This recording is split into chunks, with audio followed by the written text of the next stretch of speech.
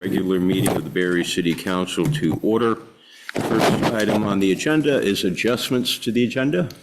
Mr. Manager? Yes, thank you, Mayor. I have two adjustments.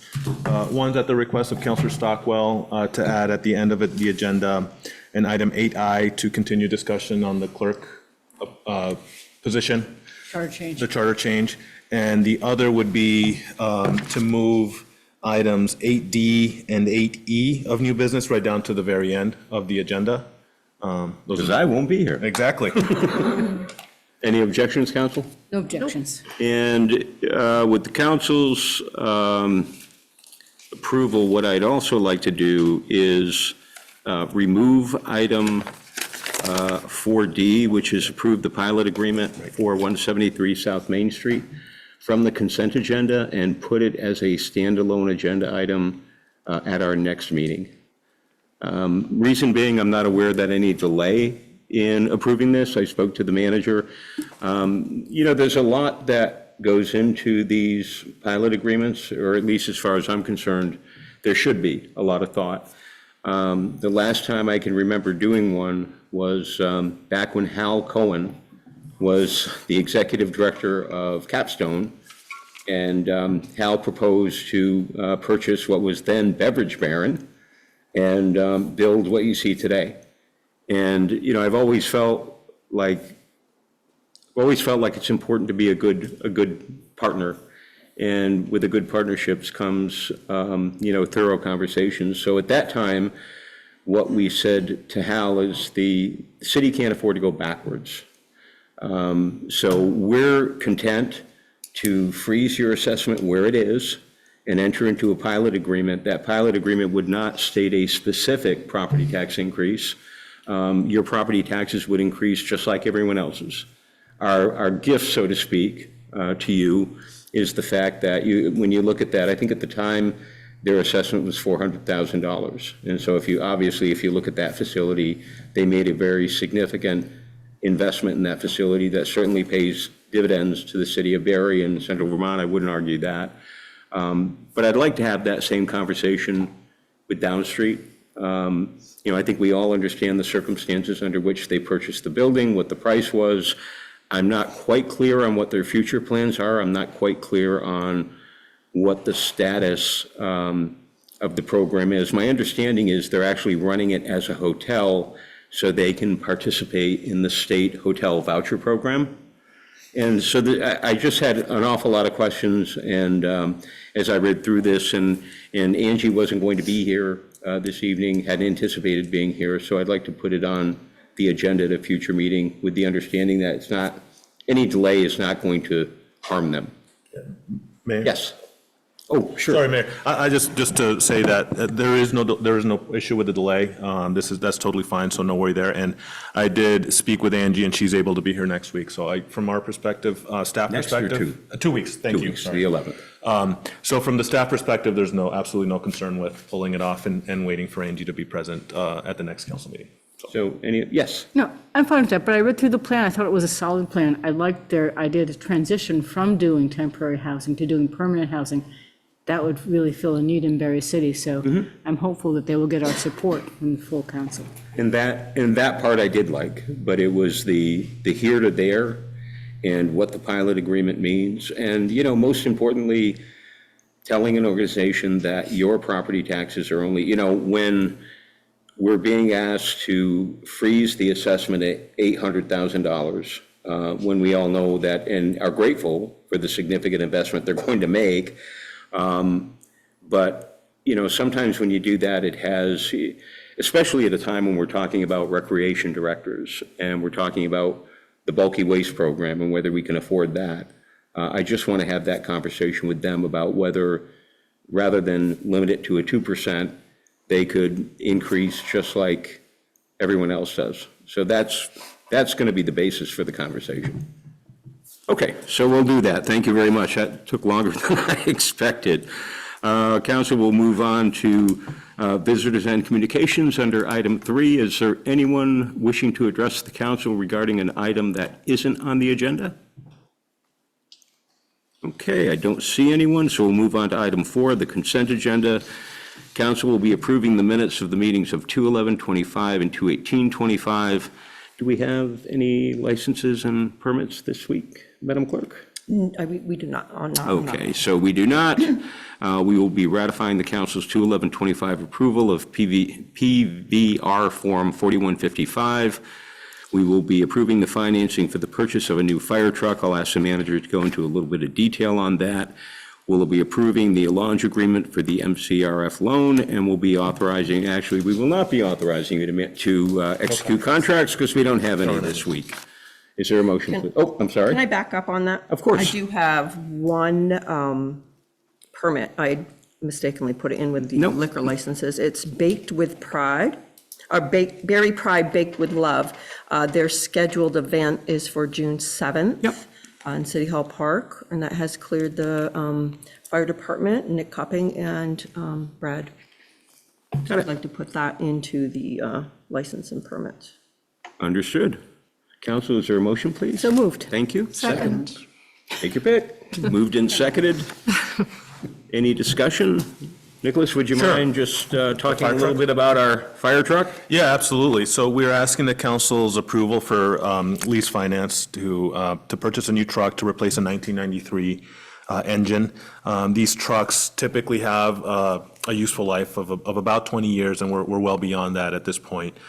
We're coming at you at a sort of at a delayed point. This was scheduled for replacement in 2023, and we had formed the department had formed a committee at that point to get specifications prepared for the purchase. And of course, we were devastated that July, devastated the following July. And so this has been put on hold as a result, right? As we needed to make sure that we were, prioritizing our cash and capital improvements to other projects at the time. So due to that uncertainty, we held off. We're now back to you here with a financing plan that we have set aside money for in the capital improvement plan, and so we know we can afford this. And this is, I think, just it's an important step in keeping our fleets updated and good practice of not waiting too long to replace valuable assets that eventually will need replacement. So it's a big dollar item, but it is something that we have planned for, and it's something that's been delayed for a couple of years now due to the uncertainty that was caused by the floods. So this is a planned expenditure out of the capital fund? Correct, yes. Yeah. Okay. Chief, anything you want to add? I think the manager did a fantastic job. Done, Chief. Okay. Yes. A resident asked me if we're going to get anything for the old fire truck, and my assumption was really not, but I'm going to ask that question. Chief, it's minimal. I think that the value of it is limited. That's correct. Because of the age of that truck, the dealer that we're purchasing, if you approve, the new fire truck through, does not want to take it in trade because they'll have a very difficult time liquidating it. So it's going to be on us to get creative and try to find a way to send it on new pastures. So it looks like Thunder Road, run what you brung, is our only option. Probably, if we could find another one, that'd be better, so we can have two fire trucks. Awesome. Thank you. You're welcome. So is there any salvage value to it, any equipment value, any value at all? Fire trucks are kind of weird in that the drive line is really what's worth the most, to be honest. And a lot of people see the whole package and they shy away from it. So if you had the drive line, the engine and transmission just for sale, it would go for more than what I anticipate the whole truck to sell for. So run what you brung is looking better and better every minute. It is. Okay. That answer your question, Counselor? That's it, thank you. Thank you. Thank you. Okay. We have a motion. We have a second. Is there any other discussion, Council? Hearing none, all those in favor of the motion as presented, please signify by saying aye. Aye. And those opposed, thank you very much. We'll move on to item 4A on the agenda. We'll be approving the city warrants, ratifying the week of 2/19/25 and approving the week of 2/26/25. A motion would be in order. So moved. Thank you. Second. And moved and seconded. Is there any discussion? Hearing none, all those in favor of the motion as presented, please signify by saying aye. Aye. And those opposed, your abstention is, oh, you abstaining? It I is am, noted. Yes. Thank you. I am abstaining. Your turn. Okay. First, I'd like to announce that we have finally finished and closed out the third quarter for property taxes. However, if you still have not made your payment, please contact the office and we will direct you on how to get that, steer you in the right direction to get that settled. We've had very steady foot traffic for the past 2 weeks from folks making those payments. So we're really pleased on that. Absentee ballots. You may still request absentee ballots up until Friday, the 28th. However, once they're out of our hands, we cannot guarantee anything with the post office. We do recommend, even better yet, if you are not going to be around on the date of the election, to please come into the office and you can receive a ballot right then and there, vote right then and there, or take it out of the office, place your vote, and place it in one of our ballot boxes. We will do, again, that through Friday. After Friday, we will expect anyone to come to the polls to place their votes. The checklist is created on Sunday evening because that's the most accurate time we can complete the checklist. So therefore, on Monday, we cannot change the checklist at that time. Polling location is still the Barre Municipal Auditorium, open at 7 a.m., closing at 7 p.m.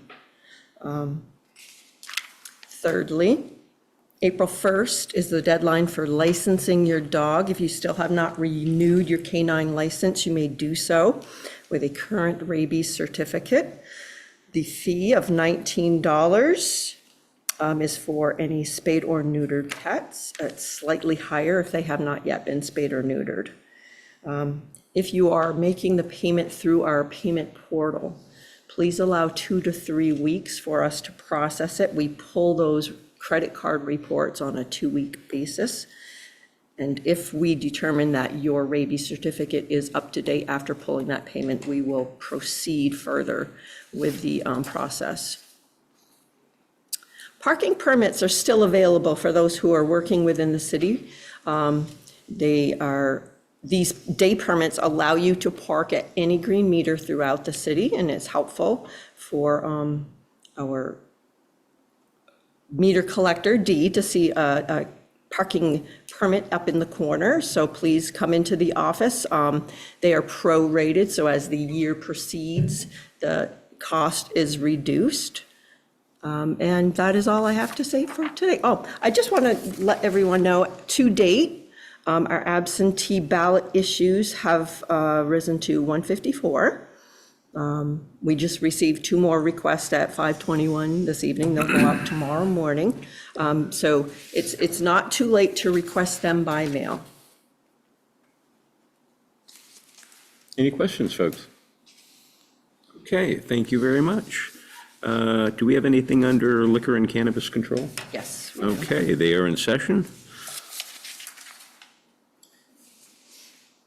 So we have several. Asian Gourmet, they've applied for their first, third, and outside consumption. Their payment has been made. Walgreens, down on North Main Street, has applied for their second class and tobacco. Payment has been made. Jiffy Mart on North Main as well. Second class tobacco, tobacco substitute. Ladder One Grill has applied for the first, third, and outside consumption. It has been cleared by Brad. Nick Coppin had promised that he was going to do the inspection early this week. I didn't get quite a chance to contact him, but I'm sure there won't be any issue. The last 2 are catering licenses. One is Valley Bowl Inc., and they are set to cater at the Trapper Association, an annual banquet set for March 29th. up at the Barre. And Kramer and Kin LLC Catering is doing an event. It's a special events permit, and they are at the Barre Social Club Friday, the 28th.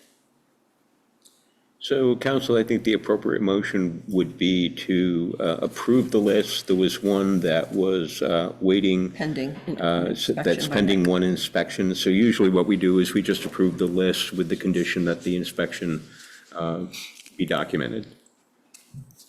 Move to approve pending the approval of the inspection. Thank you. Moved and seconded. Any discussion? Hearing none, all those in favor of the motion as presented, please signify by saying aye. Aye. And those opposed, Cannabis Control Board is adjourned. Mr. Manager. Thank you, Mayor. So a couple of updates. Number one is I shared with the council a little bit earlier that the police union has ratified their new contract. So we learned of this vote this afternoon. Very excited about it. We'll be providing a briefing on the contract at the next council meeting and seeking your ratification of that contract as well.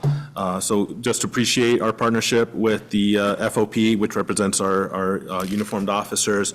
I think we can, both sides can be really happy with this contract, and we look forward to sharing the details with you next week. That is really good news. We are having a lot of activity coming up at the auditorium, just a high school sports bonanza up there in the coming weeks. The state wrestling tournament's coming Friday, the 28th, and March 1st. Spalding and U32 hockey will be hosting hockey playoff games as well, and we'll have the state basketball tournament as usual. That starts Monday the 3rd with the first games. I believe they go through the 15th. So lots of activities up on the hill. Encourage folks to get up there. It's a great atmosphere. I also shared this with the council, but sharing with the public that, as you know, we hired, I think she was here, Tess Taylor.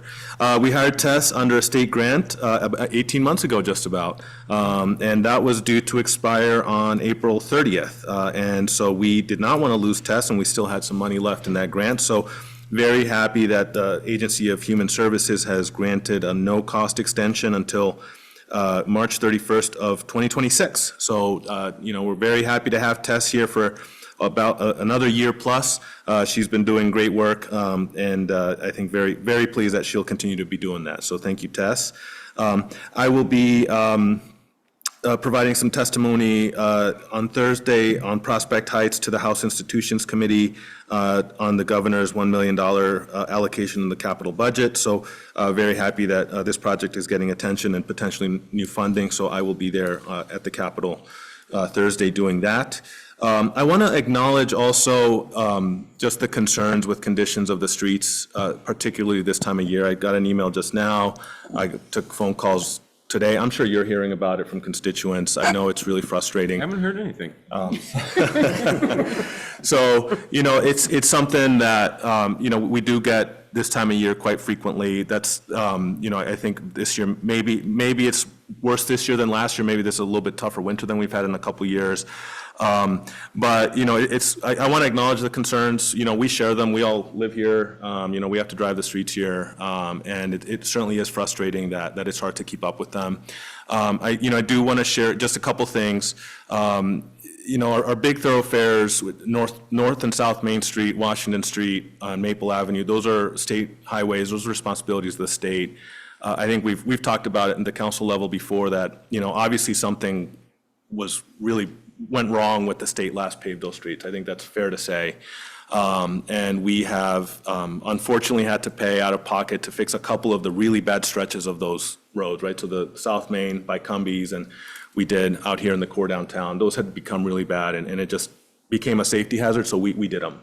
But those are, I know that's where most people travel, and those are state roads, and they're not due to be paved until 2027, which is, it's a longer wait. And so I just, that can be, that's one factor here, that our main roads are not our prime responsibility, and something clearly happened poorly when they were last done. And that's not the fault of the state. I'm not faulting them. It's just, I think it's just a fact and observation, right? The other piece is, it can also be true that the city has done its part, even though it's obviously not enough, right? So since I've been manager, including the paving plan that we plan to bring to you for this construction season, we will have spent $2 million on paving since '23. That's a lot of money. And we've gotten a lot for it, right? So we've paved Farwell, Merchant, Warren, Bank, Cable, Pleasant, Brook, River, Blackwell, Smith, Beckley, Richardson. I'm probably forgetting a couple. So we've, I just want people to know that the city hasn't neglected this responsibility. There's a lot to do. But there are successes we can be proud of. We just know that we just can't keep up with it as much as we'd like to. Merchants Row is on the docket for this spring. It's really tough to travel back there. It's really tough for people to walk back there. I think it's similar to the Main Street issue, that it's just tough for both pedestrians and vehicle traffic. So that's going to get done this spring. That's part of last year's contract that had to be delayed because of flooding in New Hampshire, ironically. And we are planning to do, on our docket for this construction cycle, is Prospect, Allen, and Berlin, which I know we also, probably all of us hear a lot about. So I just wanted to do a couple of things, which is to both acknowledge the frustration, because I don't want people to think that we're blind to it. We see it, we feel it every day. I also think you can both be frustrated with it, and I also want people to know that we have been doing paving as well, right?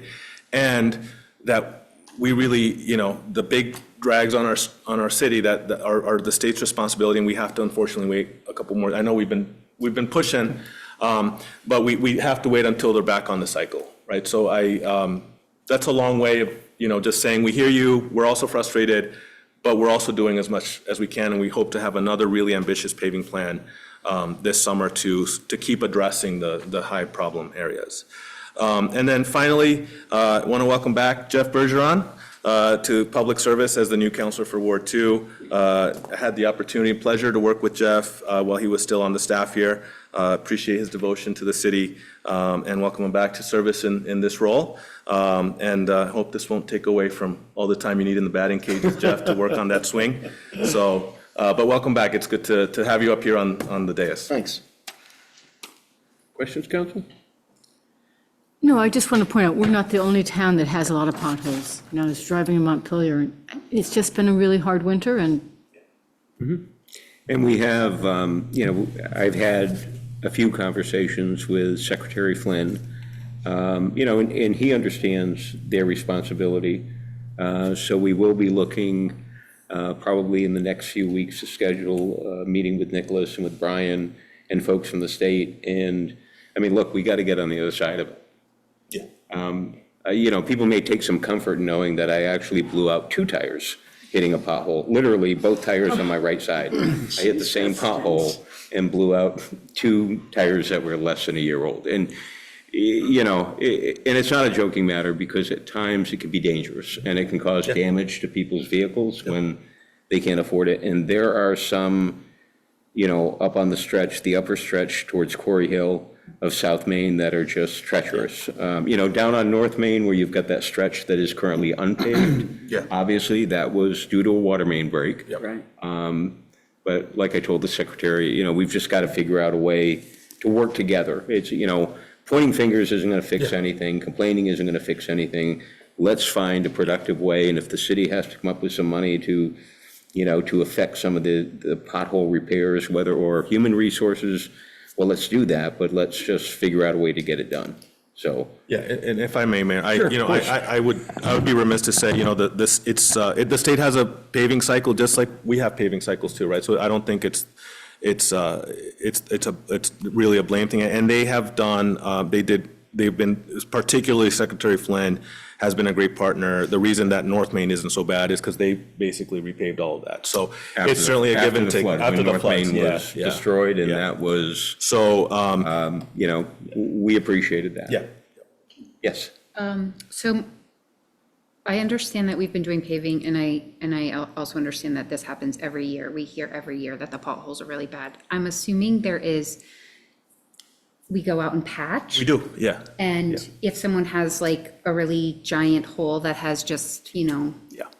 been, like, what should they do? Should they call? Yeah, they should call, and we get the calls, we get them, I get them, I know the Public Works Department gets them, so people can call either office at City Hall, and the challenge is that the crews just can't stay ahead of them as much as we'd like. And the patching in the winter just doesn't hold nearly as much anyway. So the next time we have a snow event, it's lifted right up anyway. So it's a tough cycle to break, and I think that it feels worse than in previous years, and I think that's just because the winter's been tougher than the last couple. So I think it's worth, I mean, anecdotally, as I drive around, I think it's much worse. And, what's exacerbated it this year is that you can't, you need dry conditions, whether it's cold patch or hot patch. Yeah. There's a reason why pavers don't work when it rains, and it's not because they don't like the rain. It's because pavement doesn't, pavement won't stick on pavement if it's wet. And I've never seen it. It snows about half an inch every day for the month of January. So it's, it's kind of the perfect storm, and that's not an excuse, and it's not going to be an excuse. We've just got to get on the other side of it and give folks some relief. Ginger Cloud, did you have a question or a comment? Yeah, thank you so much. I was kind of curious. I used to live in Barrytown, now Barry City. I believe when I lived in Barrytown, though, I heard of people like they could report potholes, which sounds like people are probably doing. And then after a certain amount of time, if it's a significant pothole and there's been reporting on it, if someone's vehicle is injured, as a result of a large pothole, that there is some help that can be offered as long as it had been reported. Is that is that accurate, or does Berry City have a kind of protocol like that, or? would that be insurance, Don? Do you know? They can make a claim, if you Yeah. have how much your employees make a claim, and I submit it to our insurance company, and then they deal with it from there. Yeah, so I'll speak into the microphone. So I think what people should do, what people can do, whether it's been reported or not, is we have a form on our website under, and we can place it on the homepage, since this is becoming a more frequent issue, where they can make a claim, and then we send it to our insurance, and our insurance will assess it, and people may or may not get the claim paid out, but we certainly submit every claim that we get to our insurance. Okay, thank you. Thank you. Okay, any other questions, folks, for the manager? All right, then we'll move on to item 8A on the agenda. It is 6:29. This is warned for 6:20 PM. This is ordinance 2025-1, open meeting law updates, and this is our second hearing on this matter. So is there anyone wishing to speak to this matter? If not, the appropriate motion would simply be to acknowledge that ordinance 2025-1 has been read 2 times. There have been 2 hearings conducted, and it would become ordinance 30 days, I believe. 14 days from Saturday. 14 days from after Okay, you do the math. Yeah, we publish it Saturday in the paper, and it'll become effective after that. Any questions, council? Any comment from the audience or from the council regarding this matter? And if So- not, I would entertain a So motion. moved. Thank So you. moved. Thank you so Seconded. much, Councilor Stockwell, seconded by Councilor Guston. Is there any discussion? Hearing none, all those in favor of the motion as presented, please signify by saying aye. Aye. And those opposed, thank you very much. Council, we are going to move swiftly to item 8B on the agenda. We're just a tad early at 6:29, but it is warned for 6:30 PM. This is the Headworks project finding of no significant impact. And Council, I believe you did have a full packet, or a full briefing in your packet. How are you? I'm good, thanks. So I'm Mike Maynor. I'm from Aldrich and Elliott. We're the engineering firm that's working with the city on the new headworks down at the wastewater treatment plant.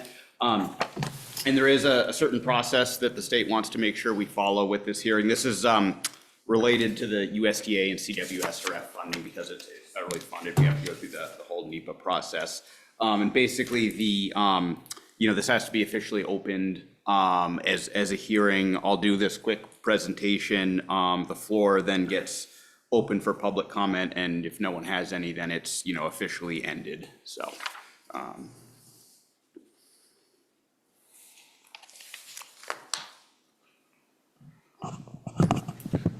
Mike, do you need anything else to officially open it? Do you need the mayor to? Officially open it, Oh. yeah, that's the only.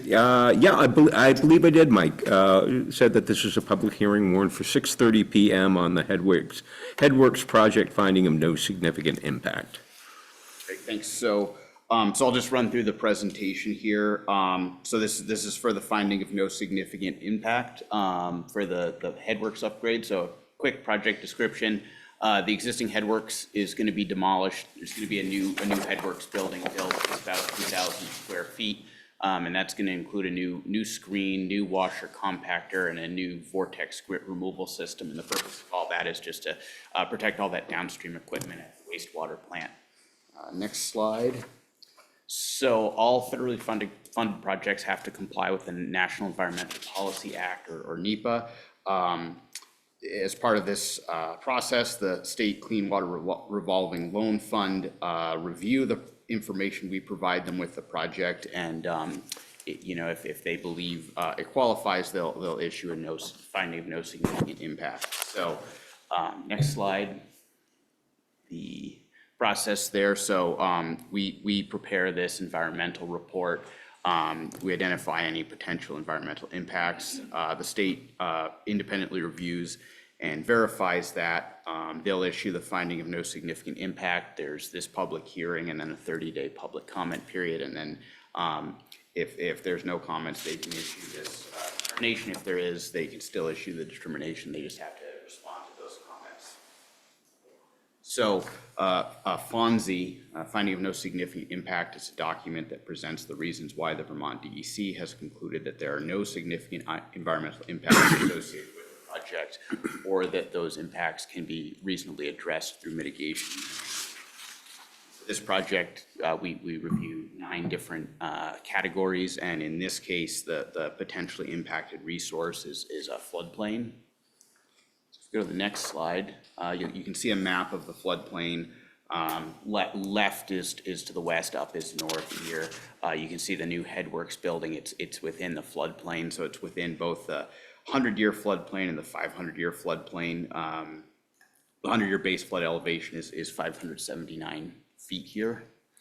And if you go to the next slide, the mitigation measure here is that all the critical infrastructure needs to be at least a foot above the base flood, 3 feet above the base flood elevation. And basically that's your electrical and mechanical equipment, stuff that can't get wet. Most of this is handling wastewater, so it can get wet, but just the stuff that can't be in it. So that way, when there is a flood, that stuff will just be ready to be used again. We can have questions or comments now. Also, you can, if someone wants, you can also submit comments to the city or the state once the FONSI gets issued. So.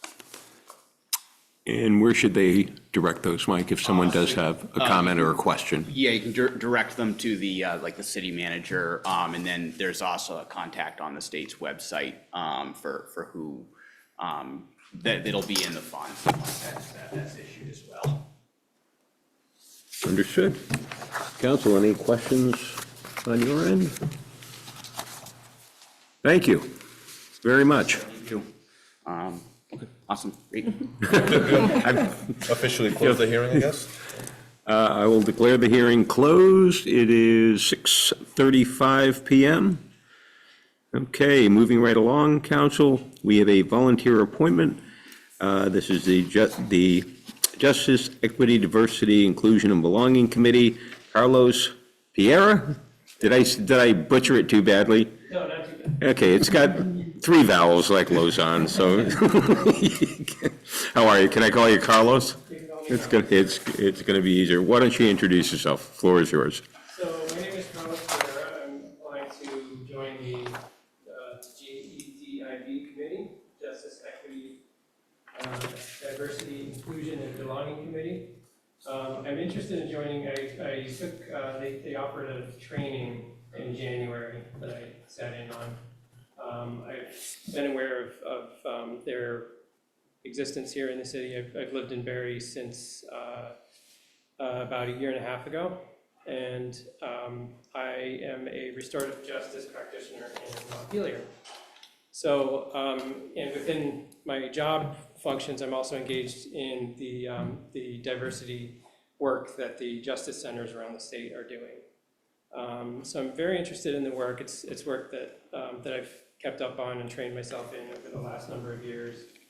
And I would be interested in joining the committee to kind of offer trainings and engagement around those principles and values to our city. Thank you. I only have one question, Carla. I ask it of all applicants. I mean, it sounds like that you've attended a few of the meetings. I saw from your write-up that you did speak with the chair. Yes. So it sounds like you understand what the time demands are, how much time it's going to take, and you're prepared to commit that time. Yes, absolutely. Thank you very much, counsel. Are there any other questions? Or any, oh, I'm sorry. About Christopher Roberts. Chris, you had a question? Good evening, Mr. Mayor, members of council. No, I am, as the current chair of the Justice, Equity, Diversion, Inclusion, and Belonging Committee, I wanted to attend just to endorse Carlos's appointment to the board. He's a really outstanding person, and I think he'll be a great asset. So I wanted to officially endorse him tonight. Thank you. Thank you. Any questions, counsel? Thanks for applying. I'll accept your motion. Is there a second? Mayor, there's 2 open seats. One expires in June of '25, one expires in June of '26. So I just need to know which one. Take your pick, Carlos. Okay, I'll take the one that expires in June 26th. Done. And that was the intent of your motion? And the second? All those in favor of the motion as presented, please signify by saying aye. Aye. And those opposed, welcome aboard. Thank you for your service. Thank you. Thank you. Okay, council, we're going to move on to what is in your packet 8F on the agenda. This is a discussion regarding our fiscal year 26 budget. Thank you, Mayor, and Don's here to join me on this discussion tonight. You want to come up to the table, John? Just in case we have questions, you don't have to run back and forth. So you have this presentation in the packet, and I'll run through this. So goals for tonight, just broadly speaking, hoping to reach, consensus on setting a 5 to 6 projected tax rate increase target. That was the number we heard at the last meeting where we discussed budget. If that is the case, we want to also run through some implications of what that means, right? Just practically speaking, in terms of where we are now and what it would take to get to a 5 to 6 projected tax rate increase target. We'd hope to get some broad direction on acceptable, not acceptable cuts and savings. Not expecting you to say, give us a dollar amount and a line in the budget, just I think general categories. And we have some examples of some of the things that we've talked about, and just sort of a broad temperature on those would be, or thematically would be helpful. And then just a future of the Recreation Department. That was the programmatic area that seemed to come up the most last time we discussed the budget. So just want to get your direction on that as well, because that has implications as well. Just for process-wise, in terms of the whole budget process, so we're going into staff budget deliberations tomorrow, where we take the input we heard last meeting and this meeting, and we lock everyone in Alumni Hall from 9 in the morning until we're done. And we have a budget that we can come back to you with some details. You'll get the line by line at the next budget discussion. So that's why it's important tonight for us to get your direction, so that we can come back to you with not a final document, but as close to a credible document that we can sort of work with you as we get to a warned budget for the May town meeting day. So I'm going to fly through these. You've all seen these a bunch of times. Budget baseline conditions are, they're not great. Red arrows means bad. And so we have our contractual wage increases. And I should clarify, that, we're locked into contractual wage increases for contracts that, yes, we negotiate. But, and those increase costs, but those costs are important to keep staff here. And if we negotiated lower salaries, maybe we could, we'd probably lose a ton of people, right? So I think these wages that we negotiate, we always try to strike the balance of paying competitively and paying what we can afford, right? So I understand why people might say, yeah, you have 5% contractual wage, you negotiate those contracts. Absolutely right, and they're correct when they say that. But we're always doing it with that eye towards that balance that I mentioned, which is, keeping people employed here and also doing it at levels we can afford. And I think that's a great point. And, the other point that I ask folks to keep in mind is that we negotiate multi-year contracts. So when inflation was 8 and 9% just a few years back, our employees were receiving wage increases of approximately half that. Yeah. So they were, from a technical point of view, they were going backwards. Yeah. As an employer, it's always been my practice. I look at the rate of inflation, and if you're working for me on January 1st, that is a raise you get automatically. That's not a merit raise. That is just because you're part of our team. And if I don't keep up with inflation, then I'm making you go backwards. So, keep that in mind also, is that, neither do the employees. No one has a crystal ball when you negotiate a 3 or 5 year contract. Yeah, no, that's a great point, Mayor. And I think we've been happy with the contracts we've negotiated. We have good bargaining partners. There are the municipalities that have granted higher increases, and many of them had to go through layoffs, right? So I think we haven't had to do that, which I think to us is an indication that we've struck really close to the right balance on that. The healthcare increases just continue to go up. This is 18% this year on top of double digits last year. Those are just really becoming a concern. Our fund balance is depleted. So I think I mentioned, if we were like having an anomalous bad year, rough year, we had been running some pretty healthy fund balances. That was not due to poor budgeting. That was due to vacancies. But that fund balance is gone, right? And if this was just a random bad year, we could have maybe used that to tide us over, but there's nothing to tide us over this year. We've lost grand list value due to buyouts, and the loss of the state operational aid is also really driving our deficit, really. This is just a snapshot to see that, the vast majority of our expenses are really for direct services to residents, right? So if you look here, the first two bars for sure, right? Public safety and public works. Those are fire and police and streets department, water department, sewer department. So those are really getting direct services to residents in our infrastructure. You have administration, which is the back office, right, that we can't survive without. That does our HR, and things like that. Our finance department, which pays our bills. And then we have facilities, cemeteries, and parks, which also really direct services in the sense that people can use those facilities to recreate. And so really, when you boil it down, about 80% of the budget is in those, really direct services that residents take advantage of. The math is tricky, as we've mentioned. We're looking at the important numbers, that 1.1 projected deficit, and that's primarily due almost entirely attributable to the loss of the state operating aid from the $1 million from last year. So to make up the gap between what we're, sort of our baseline budget is now and our, to get to that, to cover our expenses, it would take a 10.7% projected increase to the tax rate. And that, to achieve the 5% projected target increase that we heard at the last meeting, that means ballpark a $550,000 combination of cuts or revenues, right? So if we find if we increase fees and that raises $10,000, right, that means we only have to find $540 in savings, right? So it's a combination of any revenue that's non-tax and any savings that we can agree to. There are some things, we tried to come at this to you now with a pretty, minimal changes to this baseline budget. We've taken some initial actions that we think are important and necessary, and those are highlighted in that orange box, which is the numbers we're sharing with you assume elimination of the associate planner position.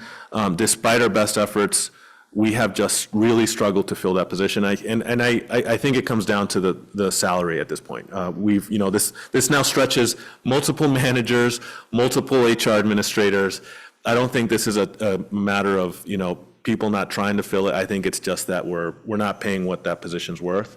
And so, we could try to increase it at this point based on what we're facing. We're proposing to, put this aside for now. We've also eliminated an engineering tech position, which was in the Public Works Department. And this position's been vacant since about a month after I started, and Eli Morgan, who I think some of you knew, left. We have shifted the salary, so we hired, as you may remember, the department had an assistant public works director position. We weren't able to recruit successfully for that, but we found somebody who could come in sort of at a slightly lower level. We called that the superintendent of public works position. That person is now really leading our sewer and water department in day-to-day, so we've shifted that position to the enterprise fund accounts. So that's a savings to the general fund by doing that. And then we've added sort of a placeholder $36,000 salary for what we anticipate may be a new part-time treasurer once that charter change is completed. So those are the numbers, and these are, with these changes baked into it that I just discussed. So I'm waiting for the slides to catch up there on the screen. Hey, sorry, there's people waiting to get in apparently. Oh, give me 1 second. I can't see I'll let them in. All right, there we go. Anytime you hit admit all, it's a disaster. Here we go. Here we go. So our budgets are, they're pretty lean. And so we're not in a position where, we have all these areas where we can go and make painless reductions. So during the two budgets that Dawn and I have brought to you and to the voters, we've done a lot to trim quite a bit. In last year's, in the FY25 budget, that included almost $340,000 combined in savings and tax revenues. And in FY24, it was about 287 in savings and non-tax revenue. So we've done quite a bit of work to get the budget, to eliminate things that we just frankly couldn't afford anymore, that were outdated, or efficiencies that we have found. We've done a really good job of that. So as a result, if we have to, to get to the 550 savings, right? I don't think we can do that all in revenue. So to find savings, we end up getting to the places where, it's going to be harder for residents not to feel it, right? So in the last year, for example, we were able to one of the savings we took last year was, we don't have to pay for the utilities or of the WELAC building anymore, because we don't own it, right? That's not on the table this year. So to make up for a savings like that, we have to, go somewhere else.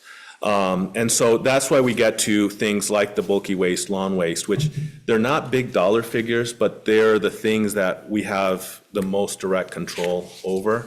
We talk about, this came up last week, I think, because we've started to implement some of it or pilot it, which is reduction of hours of service at facilities, right? So when the BOR ice season is going on, we've had a practice of basically doing on-demand scheduling, which means that, on some weekend mornings, our first customers come in at 6 a.m, and our second customers come in at 9 a.m. And so we have a couple hours gap where we're paying somebody. There's only so much you can do at the BOR in the winter, right? There's not much after you tidy up the locker rooms, maybe. So we're paying someone to be there for 2 hours where there's not much work for them, right? So one of the things we've started to experiment with is condensing, right? And so are we going to have maybe we won't open for 6 a.m. anymore. Maybe our hours will be 7 to whatever, and people will have to fit within those schedules. And that means that we'll be able to schedule shifts so that we minimize overtime, right? So that's one example of something that, not all residents will feel it, but certainly some customers of ours will. But those are the kinds of things that we're left with trying to do. And then you get to the part which is really difficult, because we really don't have excess positions here, but you get to, if you must, to elimination of positions and associated functions, right? And so many, I know you all know this, you're all very supportive of the staff here at the city. There's I can't think of one person who's not wearing two hats, right, on the leadership team or the certainly the non-union team.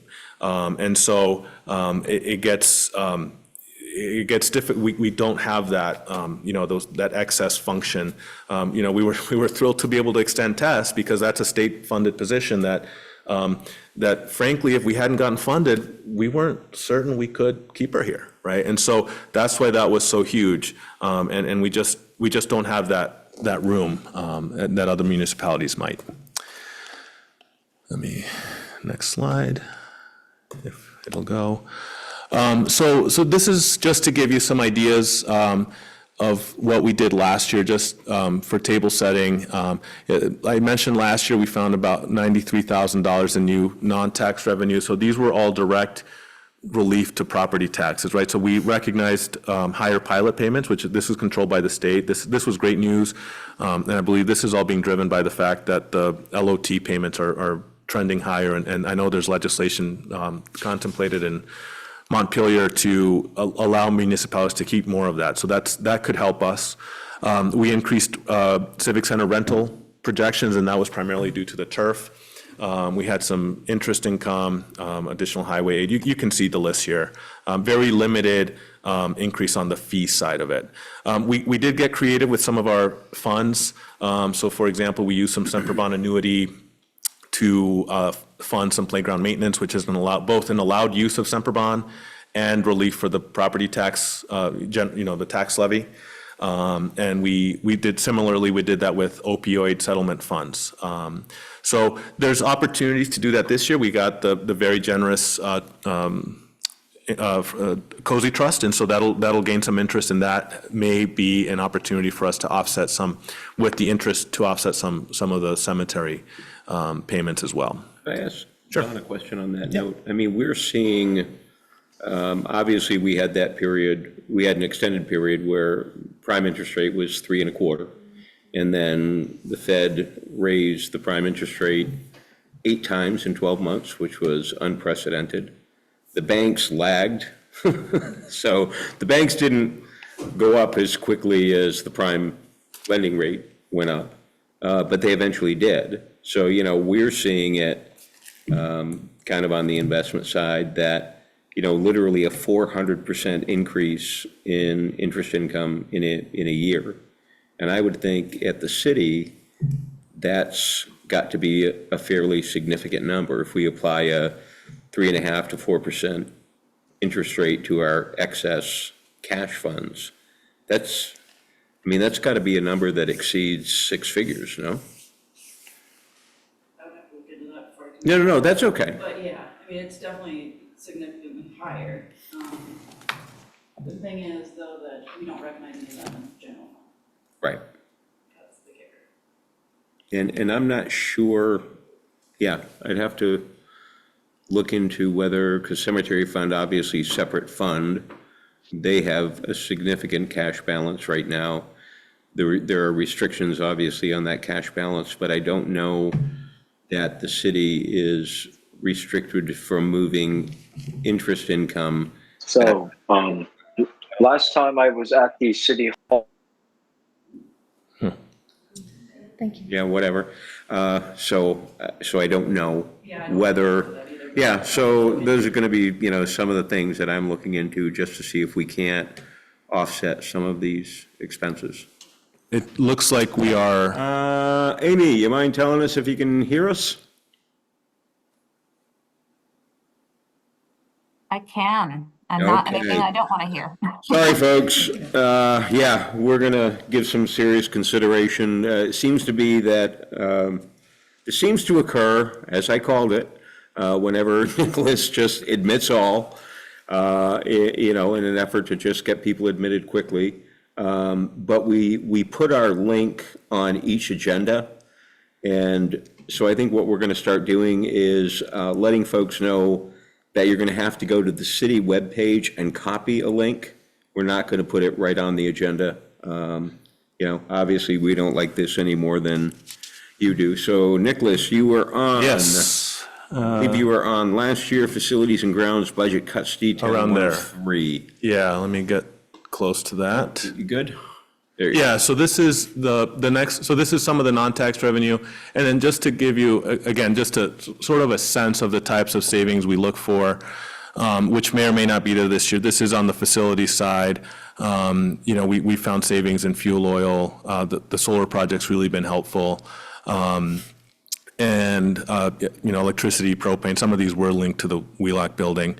The highlighting on some of these slides are things that we restored once we found out what we were getting from the state. So we were able to make sure that a lot of these cuts didn't go into effect. So some of the things we kept, right? There's no reason to not cut the electricity at the Wheelock house, for example. So, you know, and on this slide, for example, tree removal, we didn't cut that. That's one of the things we use Semper Bond annuity to help pay for. So this is more facilities, grounds. Again, you know, you can see the things that we restored where we could. You know, permitting and assessing, you can see here that, again, last year we proposed cutting the junior planner position as well. This ended up coming back when we were able to get the $1 million.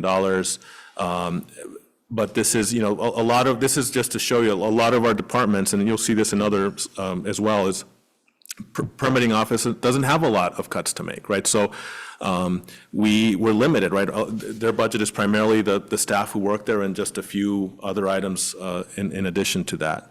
The police department took some significant savings. A lot of that was the chief doing some good work on the overtime there. That's been tricky to keep to just because of the vacancies that have persisted, but they did a good job of finding some savings there as well. Also some savings on the meters enforcement and dispatch side. Cemeteries budget, the seasonal staff was a big point of discussion last year. At one point, we had proposed just eliminating the seasonal staff. We proposed reducing it by 50%. Fortunately, we were able to restore all of it. So this shows the 50% restoration. But that's a big dollar item, right? So that's about 65,000 and change, or north of that at this point. Which is why it's one of the areas that we had gone to. And then this is Public Works. And again, you can see that where we were also, you know, you can see here, we tried to make as many of our restorations in the most critical sections, right? So where we were able to restore, you know, we went to traffic maintenance and traffic light electricity, not necessarily to travel, meals, and mileage, which it's a smaller dollar figure, but again, that's where we tried to get money back. And we actually did a whole bunch of restorations on the Public Works side last year, anyhow. So this is the final, maybe a couple more after this, but the fire department as well, significant savings. A lot of this was things we don't like to do, like deferred maintenance. So for example, we had initially proposed cuts to breathing apparatus changes. We were able to bring that back. Fire hose replacements, we decided we could live another year with less funding in that line. But you know, even last year when we were able to get the $1 million, we still had to make some difficult decisions. And these are the kinds of things that we're looking at. Here's another example of, you know, like my office and Cheryl's and Dawn's, where we don't have, besides our wages and benefits, there's not a lot to it, right? So we, cutting IT expenses was a reduction in, I think, the consultant work, because we have this, you know, Chris has been doing a great job, so we were able to reduce that budget line. We did end up restoring it just in case, but that's one of the places where we would look to go back to this year. You know, one of the things where we used to work with Carol, and we'll work with Cheryl on it now, is, you know, if we don't have as many elections in any given year, that's another budget line that we can reduce as well. So I think this year, without the November general, we might be able to take some savings there. So again, I didn't want to go line by line. I just wanted to give you a flavor of the kinds of things that we end up looking at. And you know, I know that before I get to the recreation department, you know, I know everybody in government says this, but we really do go through our budget line by line. And it's not an exaggeration. It's not hyperbole. We sit there, Don puts the budget up on the computer, on the screen, and we go until we've done every line. And that's why we find those savings. That's why we've been able to make those hairline adjustments that do add up at the end of the day. And so that's what we'll be doing, looking to do again tomorrow with direction from you, which is why it's so important to get that. And then finally, before we turn it over, just on the future of the Recreation Department, our Recreation Director retired in 2024. She was terrific. She did a great job in the position. And we had her for, 30-some years, 30-plus years. We didn't fill it due to budgetary constraints. The position was not funded in FY25. I think at a previous council meeting, it had come up, I forget from where, that why it hadn't been filled if it was budgeted, but it is not budgeted. And that was a budgetary decision everyone made. So it would have to be added to the FY26 budget if that's a direction that we chose to go. The recreation function has been filled by committee since Stephanie's retirement. And that's, it's a combination of people. So I've been involved in that. It's something I value recreation. I spent a lot of time as a summer camp counselor while I was in college, so I really, really care for it, and I have young kids who benefit from it as well. And so some of the things we've been doing, that I do, is, we look to make partnerships and creating events and opportunities to have recreational events. So that includes the Zumba classes, which have been, I think, a real hit for the people who've been attending them. That was somebody who approached us and offers this class. We pay her a fee to teach the class. We collect some small revenue off of it, and residents have a really nice opportunity to do an exciting class that's at affordable and right here in the city. We have the Vermont Coyotes are coming back. They're coming this fall, and we've worked with them as part of their rental agreement with us. They're going to have slight reductions in the fees that they pay for the full auditorium, but in exchange for that, they're going to put on some recreation events for kids in the community. So like basketball camps, basketball clinics, that will be open and free, right? So that's a recreation opportunity for kids in the area as well. Nancy Lynch, our special projects coordinator, she's been part of this committee as well. She basically handles the scheduling of the events, and the facilities, and all the invoicing. We have a great Parks and Rec committee that they've started meeting more regularly. I've talked to them about how, things that we'd love to see in our buildings. So for example, in the turf, we'd, be happy to make it available at low cost for anybody who wants to run a soccer league or a dodgeball league, right? And all it takes, I know it's work, but it's really what it takes is someone to run a spreadsheet and make teams and schedule games. And that would be, an opportunity for, kids and adults, right, to have those recreational opportunities, not necessarily with the director. We've tried to increase access to our buildings, so we've scheduled stick and pucks throughout the ice season. Last year, we had a lot of open turf sessions as well. So that's sort of unorganized entertainment or recreation opportunities where kids can show up and kick a soccer ball, throw a football, or play or practice hockey on the ice. And then we are, love to expand partnerships with Barre Town. So, for example, they're planning the Easter egg hunt this year, and so we're putting up the facilities. They're putting up the sort of the body power, the human power behind it. But those are things that we'd love to do. I think our facilities complement each other really well. We have great indoor facilities. They have really great outdoor facilities. We have great outdoor facilities too. I think there's a little bit nicer shape than ours, but that would be a great opportunity because we're often drawing from the same families. So a full-time qualified recreation director could cost upwards of $115,000, and that's for the wages, health, and pension. Not to mention that somebody who comes into that position, rightfully so, might ask for a budget to run a recreation department. So in our opinion, there are real financial constraints to doing that, right? So if that was a position that the council wanted to fund, that would be an increase, right, to the $550,000 target that we have set so far, right? That would mean an additional $665 that we would have to find to get to the projected tax rate increase. So we are, Excuse me. Nicholas, can you pause for a moment and let people who want to come into the into the room that are listed? Okay, this one time. I mean, he can see them, but they're the ones who came to the meeting late. No, I think they're trying to get back in after we had to close it. No, he didn't kick anybody off, except for the, But if they left, oh, They did leave because of the Zoom bombing.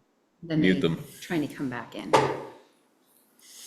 Does anyone know a Helene Martel? I don't. She was on before. She was on before, okay. Okay, I didn't recognize. yeah, just before we got so bumped. I'm only kidding. So we're open to working with anyone who's willing to work with us on this, whether it be, Berrytown, Berlin, heck, even Montpelier, anybody. And regional organizations, there's some really great athletic or youth sports organizations in the area. So I think there's a way to have a viable recreation program. As I said, in our view, at the cost that it comes at, it's a really difficult add to make at this time. But we wanted you to have this information as so we can take your direction for the budget that we bring back to you in the coming weeks. And I believe that was it. So turn it over to you.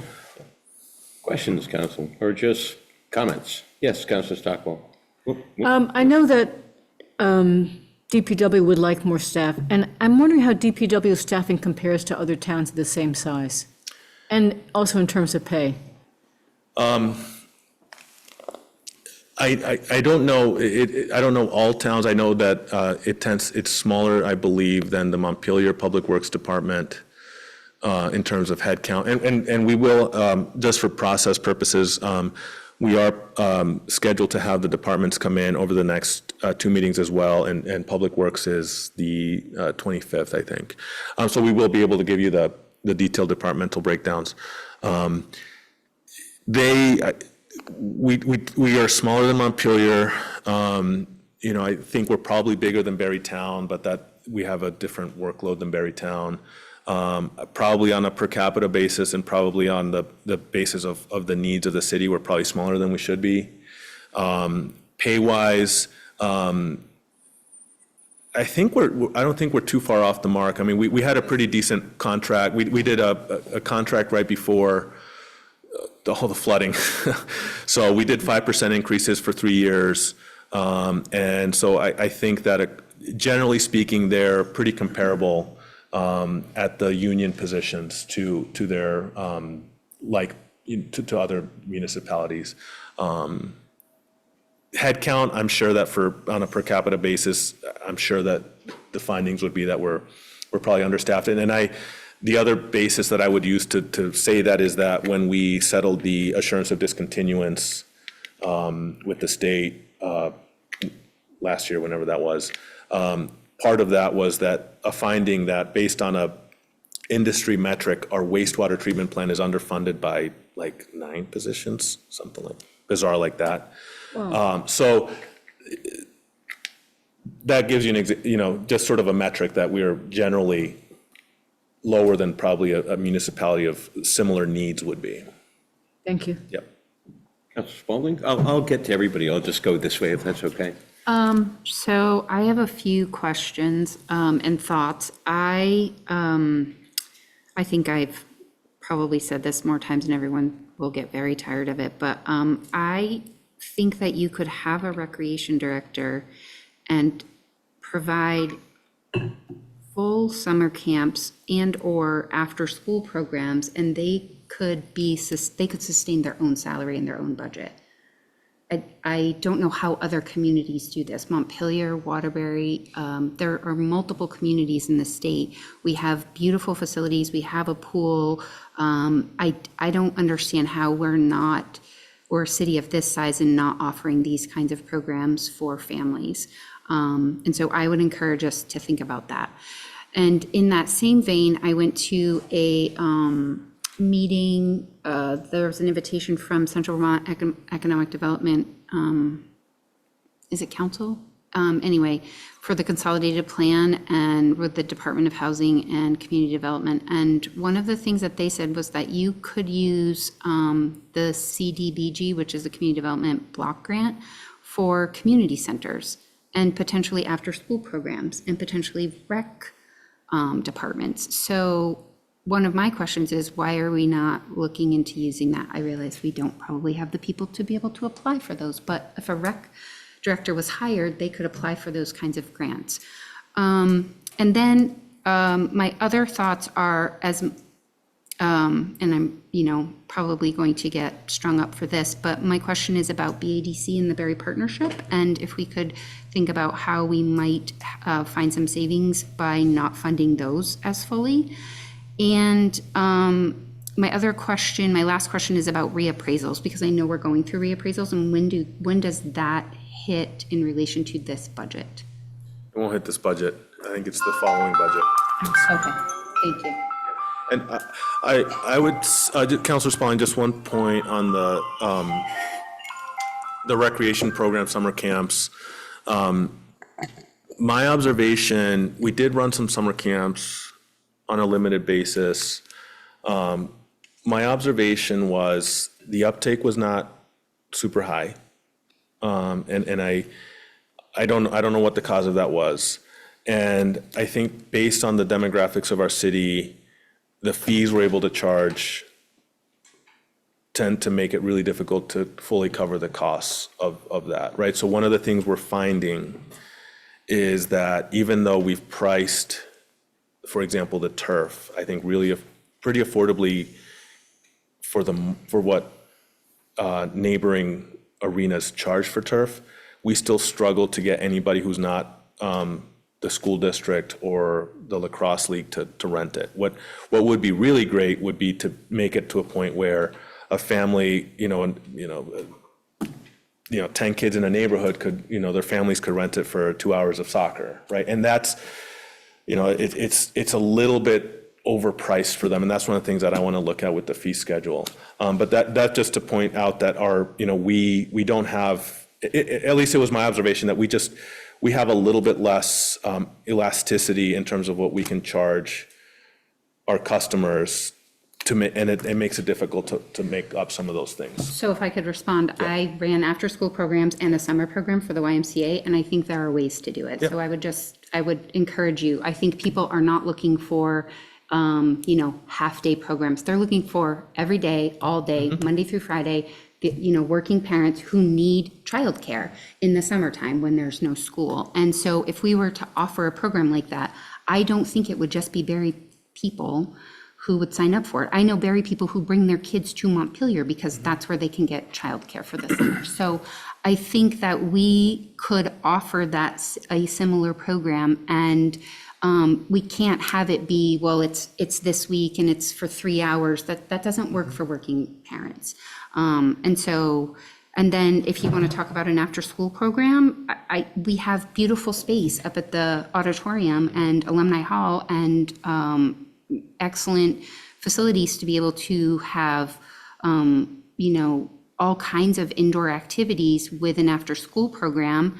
And we could partner with the school potentially. And so I just think about the opportunity. If we just say, oh, we can't afford it, there's a lot of things we can't afford, but can we provide a service that our families need that would actually attract more families to want to come here? So, the more we cut, the less attractive we become. So we have to balance that. Yep, I agree.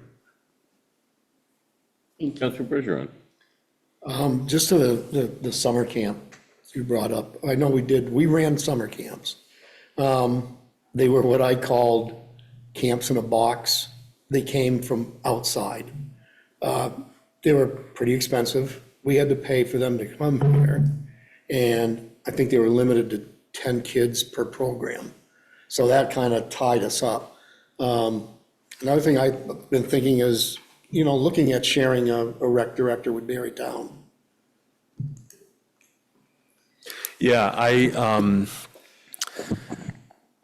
would have loved to do that. I think they've hired already, and it was something that I think makes a lot of sense because we do pull from the same communities. And so I don't know if necessarily that ship has sailed. There might be a way to, maybe we supplement the salary of that person, assuming the town's willing to do something like that. But I agree. I think that that was a really, that would have been a terrific opportunity that unfortunately didn't come to fruition. But I don't think it makes sense for both of our tax bases to support one position when we're drawing the same kids, and we have really such complementary facilities that it gives you a better base to make the program successful. And you could staff it with interns. Yeah. Councilor Schoenbell?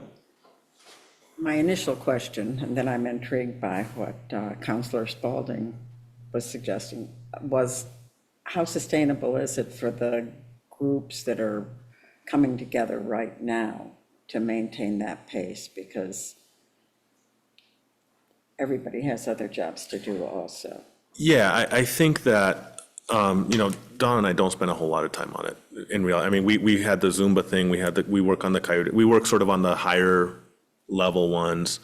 We work on the scheduling, making sure that there's the open turfs and the stick and pucks, those kind of things. I would love, and I've met with the Parks and Rec Committee. I think there's some really talented people on that. I would love to work with anyone who can organize, a league, right? And it's something that, it could be pretty basic and simple. You take intakes, you form teams, and you schedule games. It's something we don't have the bandwidth to do, but someone who has a passion for it and has an interest in doing it could do it. I know my kids are doing youth sports, so I know there's a lot of parents who have the skills to put something like that together. I think it could be sustainable if we get the partnership of the BYSAs of the world to use our facility sort of as opportunities to recruit for their programs as well, right? So for the people who have an interest in doing it and who have the will to do it, I think it's certainly possible. And even, it can be a range from activities for kids to activities for adults. I know adults who would love to be in dodgeball leagues or soccer leagues or cornhole leagues, right? There's plenty of hours to sort of use at the BOR for those types of events. Although I do agree that there is an opening just because there's so many parents who work. And I know my own kids, it's, they're up at midnight when stuff opens and they're still losing out in the communities they live in. So, that is an opportunity to think about. And it would help the community in terms of putting it more on the map.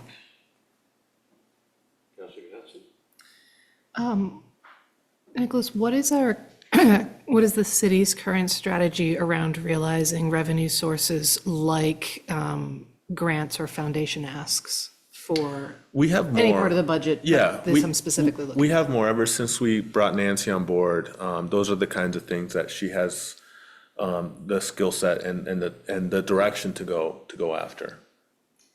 Has she been directed to explore recreation foundation or grant support? We have not on the staffing side per se, but on the recreational supplies, on the recreational facilities. So for example, I've asked her to look into grant. One of the questions we frequently get is, do you have rentals at the BOR, right? So I've asked her to look into grants about how we can go and buy or get used skates from, people who I'm sure donate them around the country. So that's one thing. I've asked her to look into grants for building a shelter for portable bathrooms at Playgrounds 2000, things like, so that's a facility related, ask for a recreational site. On the staffing side, we haven't. I think, I know it varies, but, staffing grants are tricky, right? And we have Tess as an example that they're term limited, right? And we were lucky that, the timing worked out with Tess, but If we do staffing for a rec position on a grant basis, it might be another, rental, so to speak, right? So something like that would be, I think on the staffing side, be hesitant to do just because it might just delay the inevitable. But Well, it could delay the inevitable. It could also give it time Yeah. to realize some revenue Yep. from a staffed position, and see if that is a doable or a going concern. So I would be interested to see if there are opportunities for that. So you asked us about targets. My target, at least initially, is 6, so slightly higher than your 5. Just some observations, been having conversations with the administration and Senate leadership. $1 million runway seems pretty long, but our runway wasn't quite long enough. We flooded in 23 and 24. The right number to me feels like $300,000 to $400,000, and those are the discussions that I'm currently having. I'm certainly grateful for the $1 million, but if we really break down, if we asked John to break down what we lost in 23, it was in excess of $1 million. So we weren't quite made whole, and I'm not advocating that it's the state's responsibility to make us whole. That's why we have different municipalities throughout Vermont. But the $1 million runway just wasn't long enough. We didn't anticipate a second round of flooding in July of 24, so I think it's going to take, $400,000 to provide enough runway for the city to sort of stabilize things. The recreation director, I'd love to see us start at least with a part-time position. There are college students who are looking for experience, who are out of school in May, and we could run some great summer programs. So at least start there when, in the wintertime, obviously, we're not using our fields in the wintertime. And we do have fairly robust, hockey and basketball leagues. So I think there are more opportunities in the winter months. And I think where you really feel the void, because there are so many, children aren't in school, where you really feel the void is the summer months. So maybe if we could start at least with a part-time position and build our way, from there, it could be a win-win. We could provide, a smart, energetic college student with some valuable, real-life experience, and we could provide some great programs, for kids. So maybe we start with some sort of intern-type position. With the partnership in BADC, I struggle with that. Some people will say that because you're an old white guy. No, that's because I know how to measure progress. And when we talk about, you look at the things that we're trying to do for kids and saying, well, you need summer programs, and I look at what the partnership is doing in some of the events that they're putting on, and the money that we're paying them to do it, coupled with the fact that without some sort of downtown organization, our designated downtown is no longer eligible for tax credits, and we're no longer eligible for a lot of grants. So we've got to think that all the way through.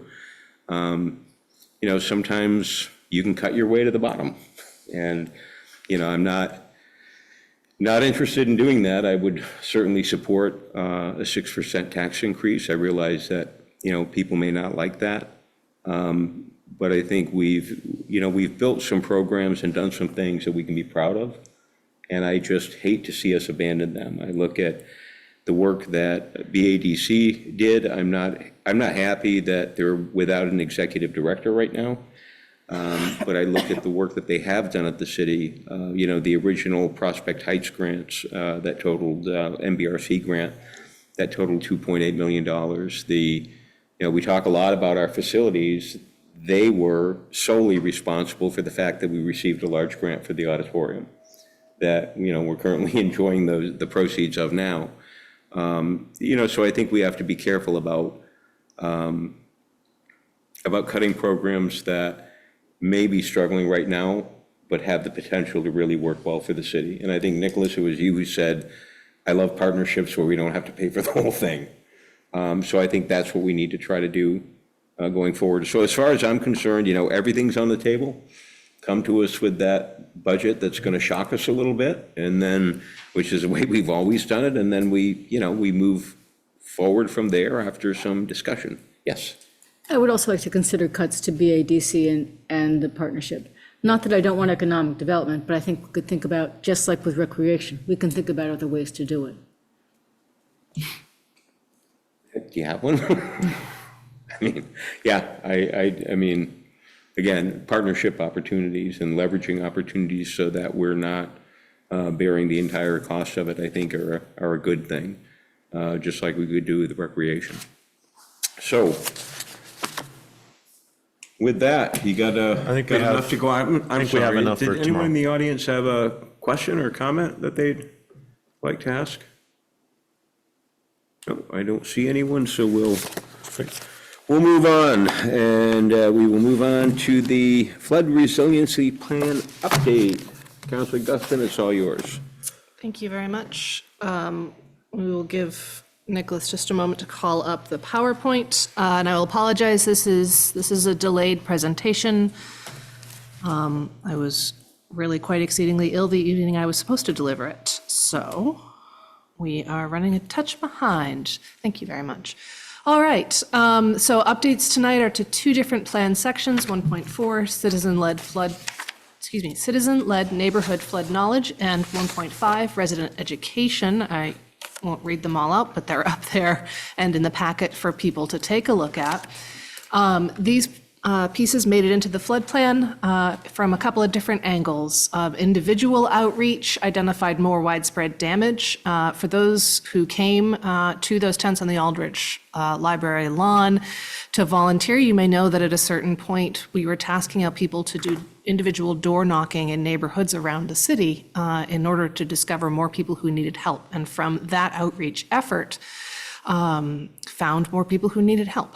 And also outside of the areas that we had initially thought that people would need help.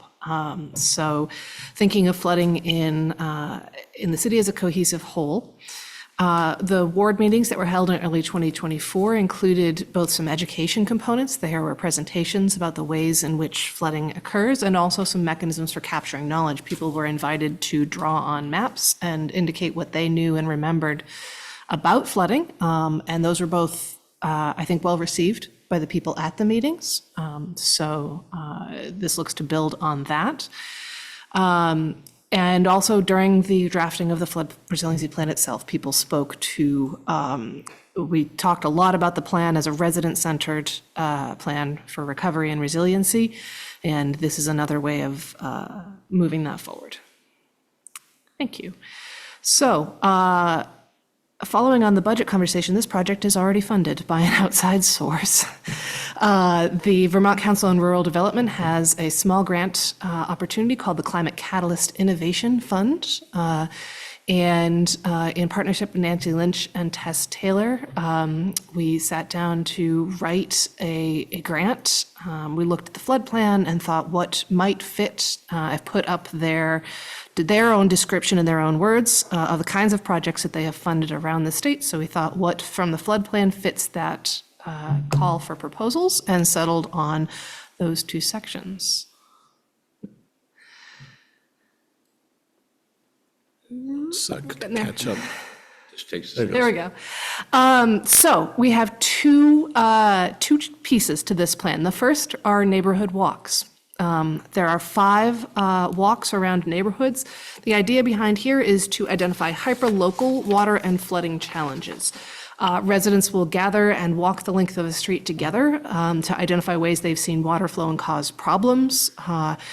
You know, if you were looking out your window on July 10, 2023 or 2024, or, you know, during just a heavy rainstorm, like, you know your street, you know what you were watching, you know what you were looking for, you know that storm drain that seems to spit back out immediately, or you know that where water pools because the road has settled in a way that is just not graded appropriately anymore and it's just not serving well anymore. So residents will get together, walk the length of a street, and talk about these things. The grant provides for flyers to go on doors in neighborhoods, posters to place downtown, and food and warm drinks to provide at the beginning of each walk. And CVRPC, Tessa's been in touch with them, has agreed to collect and record the information received and sort of keep it in a centralized place, provided to the folks doing some of our systems analysis and systems reports right now, but make sure that it is captured for posterity.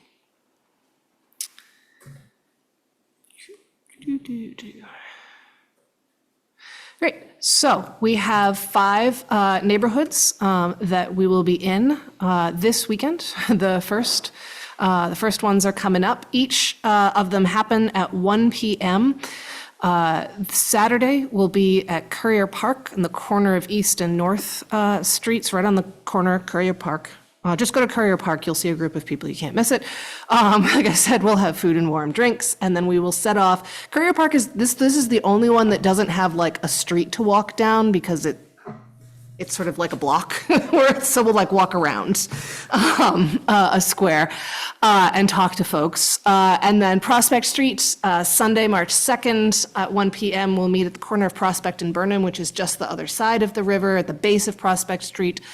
And we will walk up Prospect Street. So bring your walking shoes. Again, we'll start with warm drinks, food, getting together, orienting people on the nature of what we're talking about. They don't have set end times. To be honest, we haven't done this before, so we're going to sort of see how this weekend goes and see what it feels like. I'm guessing an hour and a half to 2 hours is going to be about everyone's max. In terms of observing and talking. I don't expect us to be walking the entire time. I expect there to be conversations and pointing out and capturing information.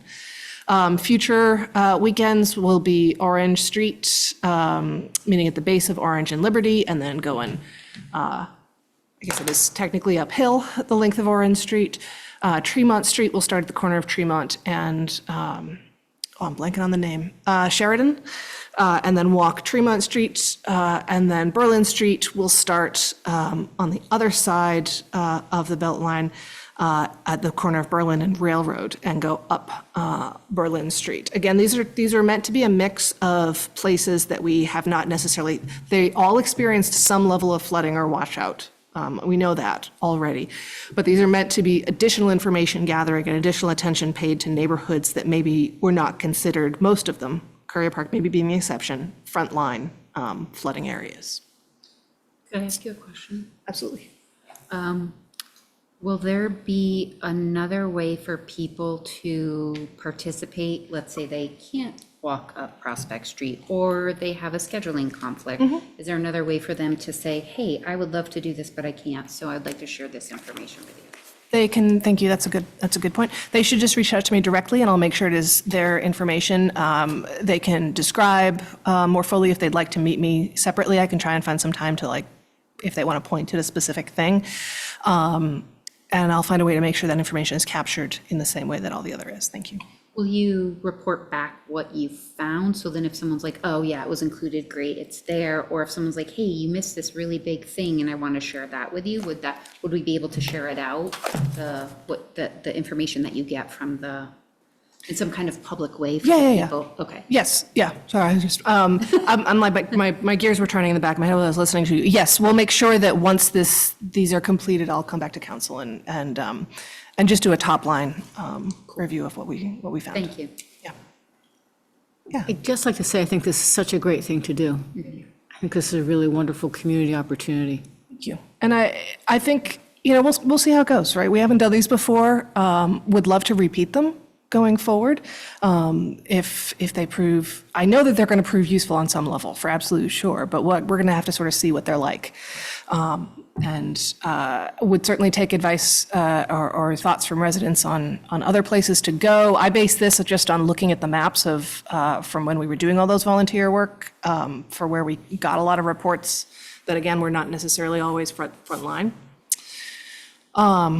So any other questions on the neighborhood walks before I close that and move to the next section? Yeah. Well, I wonder if people, to tag or to piggyback on what you just said, if there are other streets or people who, groups who say, hey, come and walk in our neighborhood because we really want to talk to you about this. I know one person who she says they didn't flood for years and then all of a sudden they started flooding. So Yeah. she has an idea of why that might be happening. So it might be interesting to take a walk on her street. So I would encourage people who want to give feedback to contact you so that we could set up more walks potentially. Yeah, absolutely. Contact either me or contact your own city councilor if you're already working with someone, and councilors can bring that to me as well. Again, truly would love to do this again in the future. The flood walks are actually the least budget focused part of our grant. The more grant money is spent on the educational workshops, which I'll talk about in just a minute. So they would not be expensive to redo, even if we did them the exact same way with food and everything like that. So, Thank you. Oh, there was a question. Amy, did you have a question?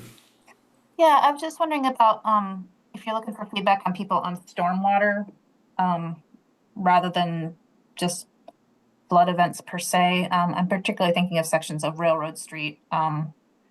Flood may not have been the issue on parts of Railroad Street, but that's where the landslide on the north end of Railroad Street cut off the last residential location at the top of it. And then on the other side of Railroad Street, there are houses that started having, I just started noticing them using sump pumps in their basements and that sort of thing before all the flooding. So those are kind of related to the flood, but I guess just on the outreach and trying to gather people, are you looking for flood specifically, or would other stormwater stuff fall into? Because like Railroad Street being at the base of the slope kind of affects people there. yeah, and thank you. So that's a really great for clarification. I've been describing these as people telling us where the water goes, which can be any heavy rain event. It does not have to be the floods in 23 or 24. I think we're going to learn useful information. I keep saying people know their street. They know, you can look out your window and you can know when it's going to go bad, when there's a little too much rain or a little too much water for the system to handle. You know what that looks like. You know where the pinch points are, where the weak spots are, because you watch it and get nervous if you're like me now. And that's what I think we're going to hopefully talk to people about and gather generally. So think about it as where the water goes on your street, not necessarily this is where we flooded on these dates. Does that help answer your question, Amy? Yeah, I'm just thinking for people participating so they know whether, a broader scope. Yeah, I've been trying to use the language of just tell us where the water goes, very generally when I was posting about these, but we'll make sure I continue to underline language like that. Thank you. All right, so the next sort of half of this project/grant answers the next point in the flood resiliency plan, which is resident education. The grant also provided for 4 free educational workshops around mitigating flood or stormwater impacts. All are free and open to the public. Priority placed on Barre City residents, and this is the case because some of them do have registration requirements because they have material requirements. All will have food and drink.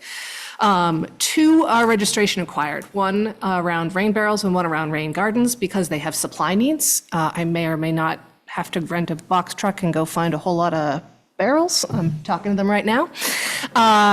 And anyone attending those 2 workshops, and again, there are registration caps, will receive a $25 gift card to Nelson's for supplies to work on their own properties. This is our biggest grant item, but we wanted to provide a path for people to take the things that they were learning in these workshops and then immediately go out and make an impact on their own property. And that's, again, the 2 specifically for the rain barrels and rain gardens. There. Can I ask a follow-up? Yeah, and there's going to be more information about them in just a second, but go ahead.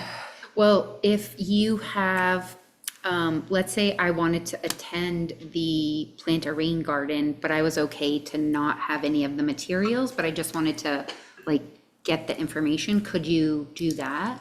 Have a... I don't know.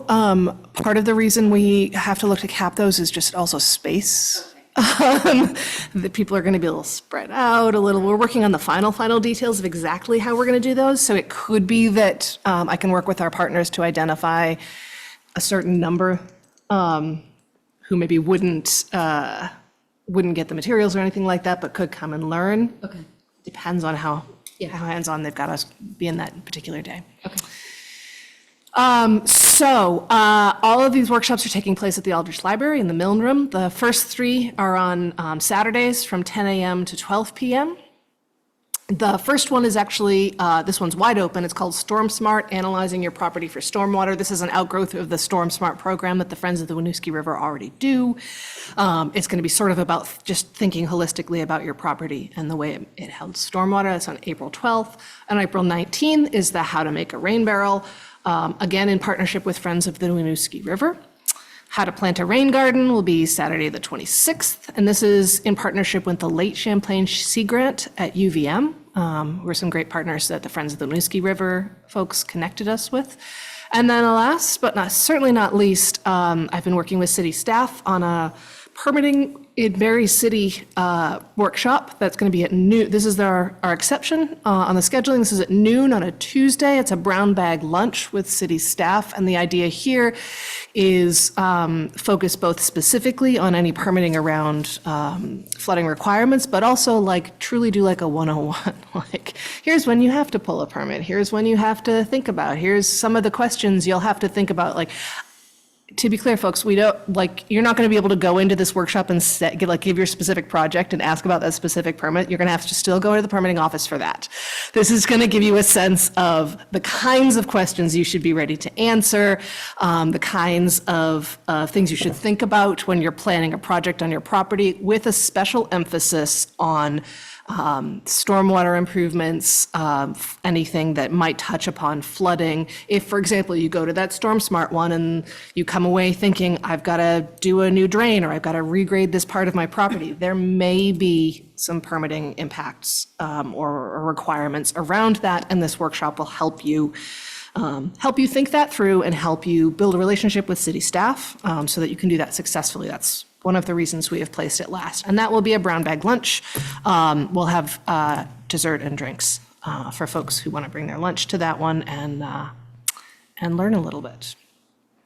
Believe, yeah, that is the end of it. So any questions about either the last bit or just generally?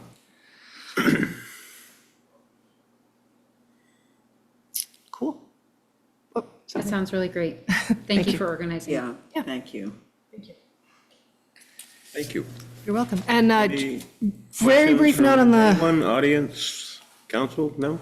very brief note on the March ones. They skip weeks in part because it's been such a winter.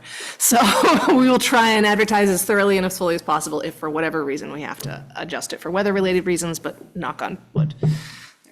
Thank you. So, council, we are at, thank you.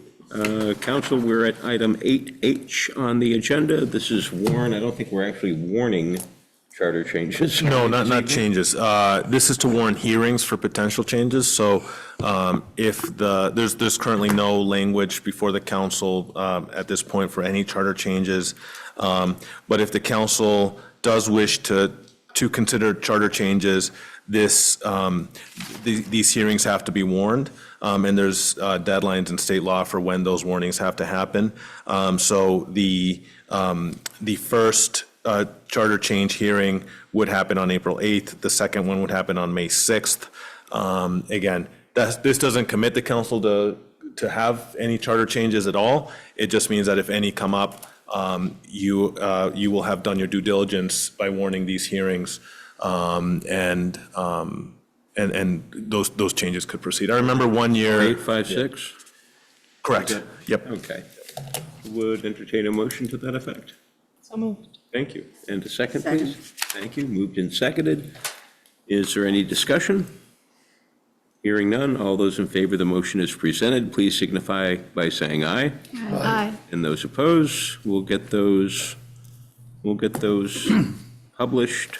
So consider any potential charter changes warned for April 8th and May 6th. Thank you, Nicholas. Yes. Ask just a brief follow-up question on that, Nicholas. I'm assuming then that you would like any proposed changes from counselors for the packet deadline for that April 8 meeting? Yeah, we probably need them before then because we would run them by the city attorney. So I would say probably, yeah, middle of March would be probably our best bet. Thank you. March, it's kind of a weird. Our meetings are the 11th and 25th. Yeah, so you'd need them by the 11th, if you could. So that would be appreciated, council, if you do have any, get them to Nicholas by the 11th, that would be great. Okay, council, we'll move on to 8I on the agenda. This is continuation of the discussion regarding an appointed versus elected city clerk. I think, Amy, I see you on the screen. I think you were in the middle of speaking. When we were so the rudely last time we were so rudely interrupted. So if you'd like first crack at it, Amy, I think it was, again, I think it was your, or you can pass and we'll come back to you, but I just wanted to offer you that opportunity as we interrupted you the last time you were speaking. Oh, you did not interrupt me. Thank you. I think I got my comments, the majority of them across. I was nearly done when, when that happened before. Gotcha. Anyone? So I'd just like to talk a little bit more about the charter change for the city clerk. And so I was looking at some, like, when it goes wrong, how does it go wrong? So these were some of the things I found. In Dorset, the town clerk was so lax about recording property records, homeowners were in danger of losing their home insurance. In Putney, the town clerk simply didn't show up. The position wasn't vacant, but she wasn't showing up to work, and there was nothing the town could do because the position wasn't vacant.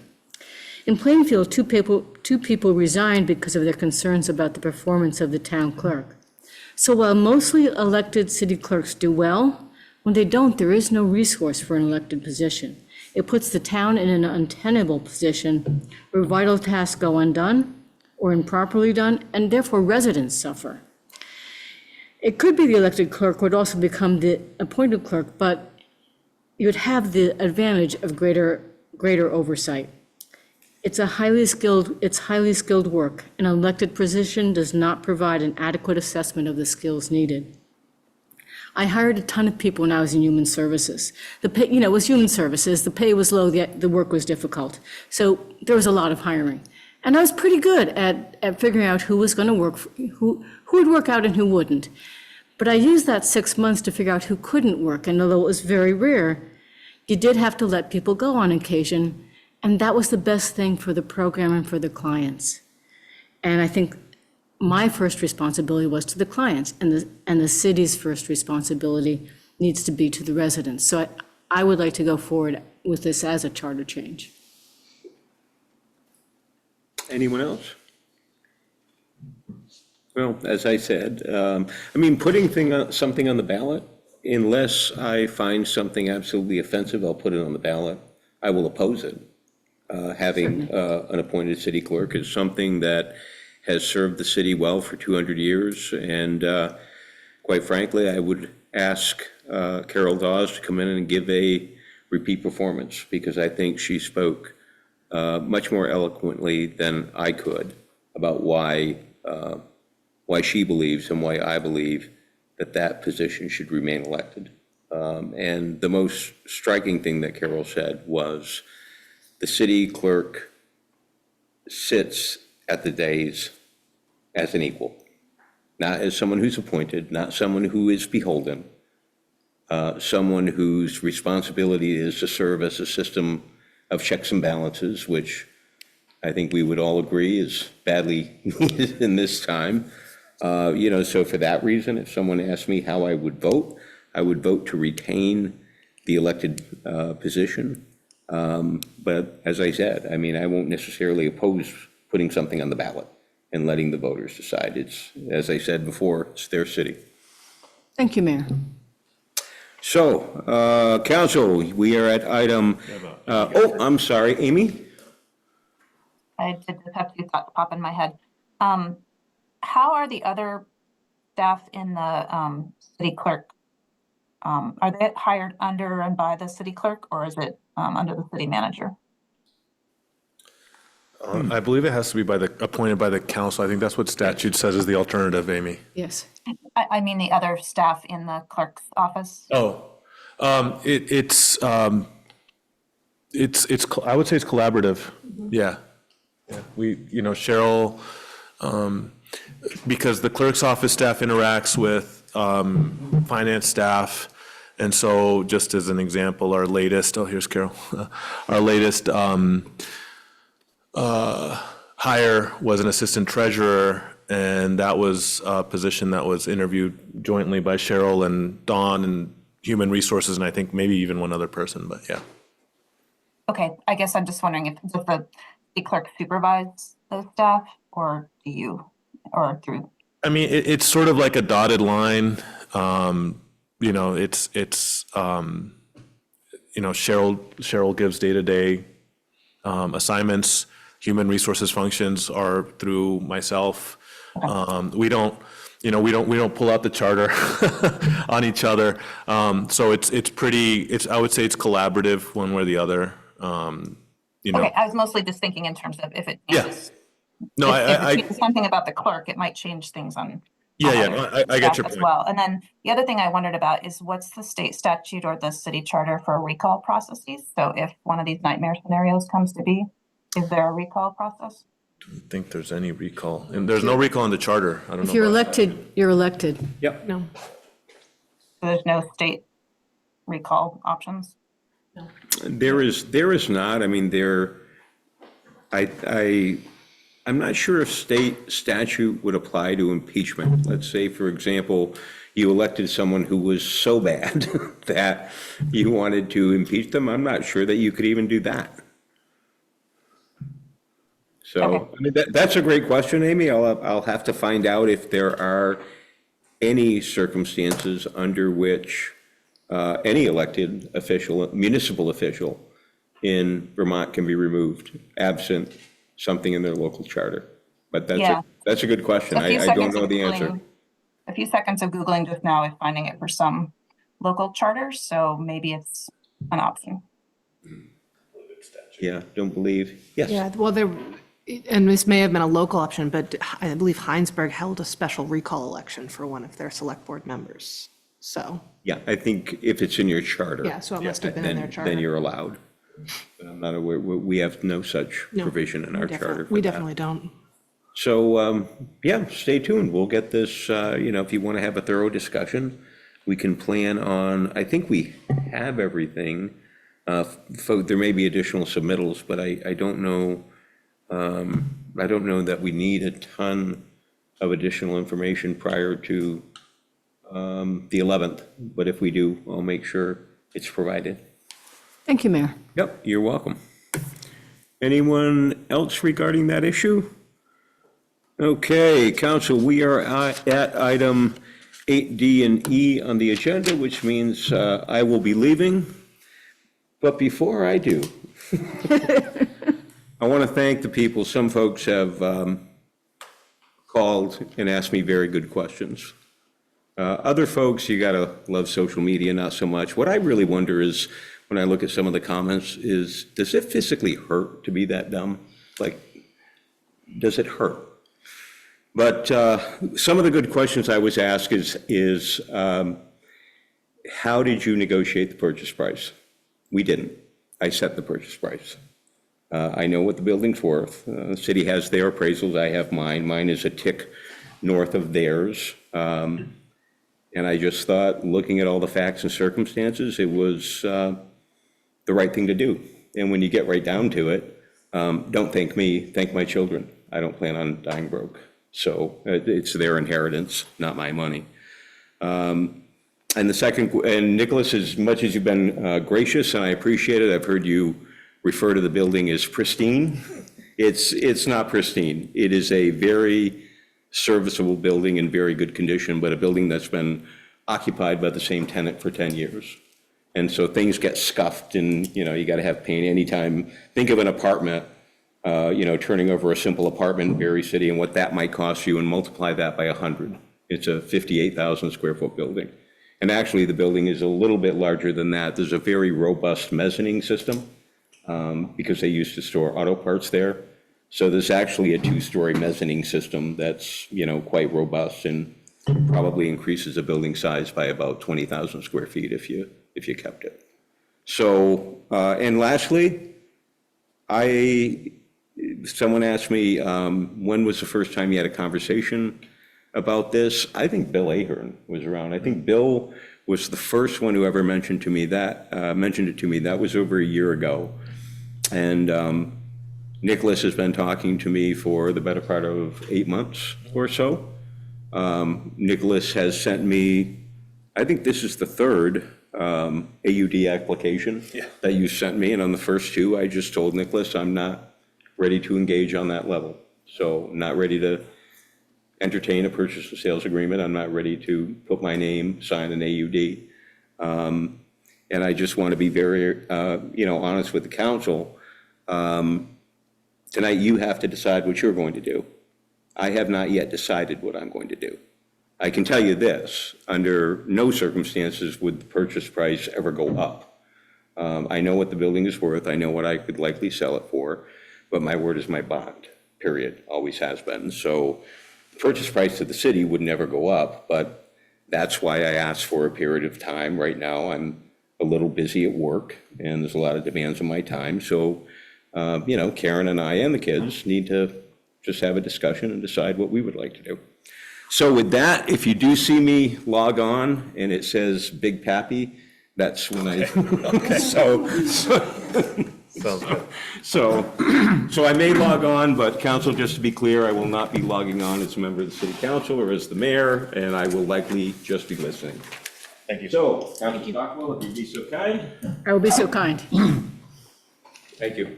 Thank you. Thank you. We will now move on to item D. City manager, take it away. Thank you. You get to write.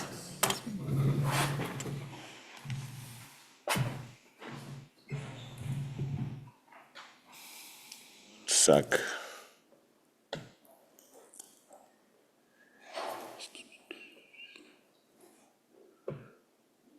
I have too many PowerPoints open. That is one of the more Nicholas sentences that has ever been uttered. There we go. There we go, it's there.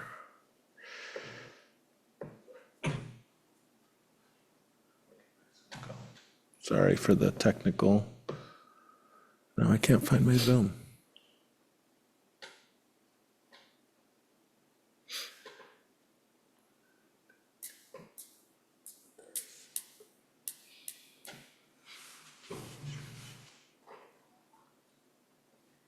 Okay. Thank you, Councilor Stockwell. The basics of the acquisition, I think, if you saw the story in the paper or heard the interviews or read the opinion piece you've heard, but I'll cover them here. We have a purchase and sale agreement in front of you today to acquire 277 Morrison Road, which would serve as our new public works garage. The site, the building is physically located in Barrytown. It's just over the city line on Upper Prospect Street. So about as close to the city line as you could be. There's a baseball field between us and the city line up there. It's currently owned, as you heard, by Metro Development, which the principal is Tom Lozon. And the purchase price is $3 million. And we expect to make about $2 million worth of modifications to the site. And it's not because of problems with the site, it's because it's currently a warehouse and we need to turn it into a garage. And so I'll get a little bit into the modifications we're looking to make here in a little bit. So all in, we're looking at an all-in cost of about $5 million to make this, between acquisition and modifications, to turn this into our new public works garage. I'll get into the finance plan, but we're not borrowing or raising taxes for this acquisition. We have planned to pay through a combination of fund resources that I'll talk about in a slide coming up in the presentation. So I'll take the first part here to talk about why we're even talking about a public works garage. Our current site is at Burnham Street, and to say it's in poor condition is just a big understatement. It's about 13,000 square feet of indoor space. And we have all the streets department, water and sewer buildings on site on a 3.3 acre site. You can see there the parcel map. It's a very jagged parcel. It's a little bit difficult to navigate. I'll get into why. That's part of the reason why it was really difficult to rebuild on that site. And it's one of the many problems with it is it's much too small. You can see a crammed truck in there, and I'll get into a little bit of detail on that as well. Inadequate, unsafe, inefficient. You can see here, we store a lot of equipment outdoors, and it's a lot of equipment that other municipalities store indoors. You can see there, for example, our plows have to be outdoors both in the winter and the summer. And that's because the trucks fit into the garage, but only the trucks fit into the garage. When they have the plows attached, they do not fit. That's how tight of a space we're talking about. So those plows have to sit there in the summer, and if you drive by that garage now, you'll also see them sitting outside now, possibly covered with snow. We store a lot of piping outside, and there's just sort of an inefficient, just not enough staging area for us to properly function as a public works department. For example, residents may have experienced this when we've had to do sandbag distributions. It's not a comfortable space for the staff. It's not a comfortable space to run a department. It's not a comfortable space to ask the members of the public to come into. It's much too small in there, 13,000 square feet for the trucks and equipment that we own.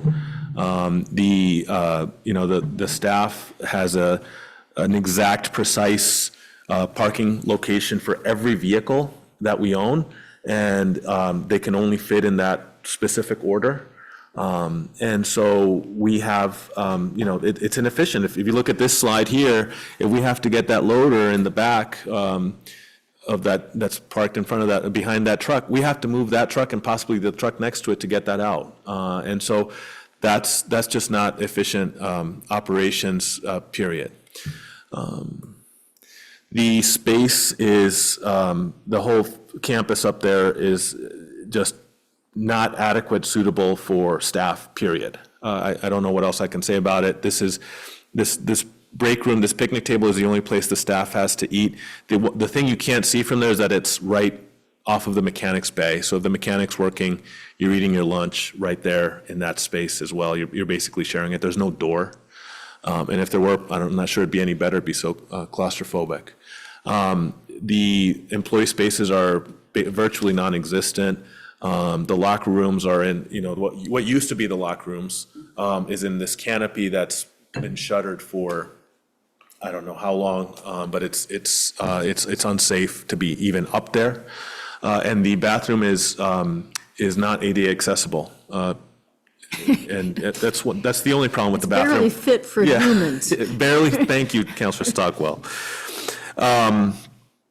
So, yeah, I mean, this is, our public work staff deserves much better than this. They do, I believe, the hardest jobs in the city under the most difficult circumstances. And, they're the ones who dig out water breaks in the middle of the night in knee-deep water, and they don't even have a really nice place to come back after work to, unwind or relax or get their gear, right? This is not, it's really inhumane, I think, to have staff working there. If that didn't convince you that we need a new garage, here's some more visual evidence. We burn 500 gallons of fuel a week to keep this place heated. That's not because it's drafty, it's because there's holes everywhere, windows missing, mechanical systems are undersized, we don't have vehicle exhaust systems. There's, people who work in a mechanics shop now will know you need anti-slip floors. We don't have that. There's no fire smoke alarms, no sprinklers, and it sits in a floodplain. And this is flood damage from the 2023 flood, which this is by the time they had cleaned up some of this already. So this is cleaned up flood damage. The whole streets department garage was caked in mud and muck after that flood event. We store approximately $5 million worth of equipment in these buildings. If there were to be a catastrophic fire, if there were to be a structural failure, if there were to be too big of a snowstorm that caved in the roof, I don't even want to think about what we'd have to pay to replace that equipment. And I don't even even care to think about what passive our insurer would say, because they have sent us we have a list of violations 15 to 20 pages long. And so I don't ask, I haven't asked them, but I don't think we'd be getting compensated much because they know how bad this building is. So we would be in big trouble if there were a catastrophic event of any kind in this building that impacted the structure, and our equipment was parked inside there.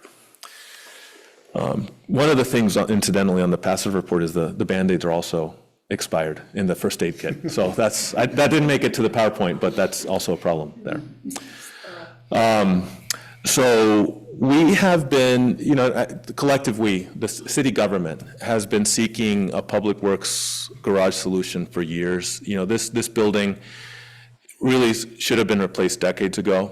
And the most recent efforts here dating back to 7 years started with, in 2018, councilors getting tours of the old garage and starting conversations about, what a replacement plan might be. The city in 2021 issued an RFP to hire a firm to assist with design of a new garage and to look at some potential sites for a new garage. That design was presented to the city council with a $30 million price tag shortly after I started. And they hadn't really identified an ideal site for that $30 million garage.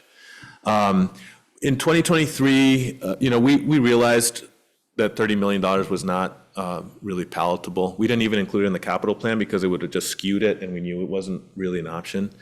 So in 2023, one of the things Brian Baker, the Director of Public Works, and I did was we started to simplify. And we had gotten some advice about some really efficient layout garages, and we went to Newport, we went to Montpelier with the foreman of the department to tour the garages and to plan for a new garage at the current site. That was in early 2023.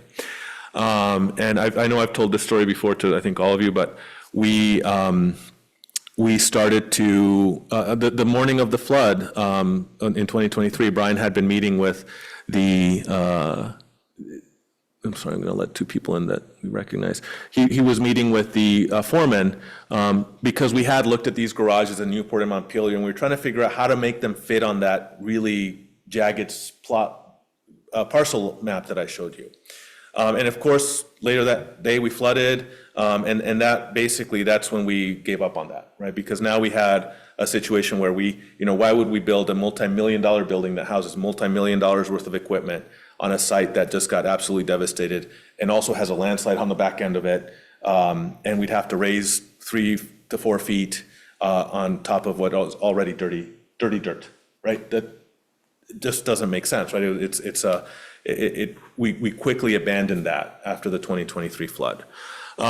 We continued looking at options, even kicked around the idea of making the BOR the new DPW garage. That for many reasons was just not practical.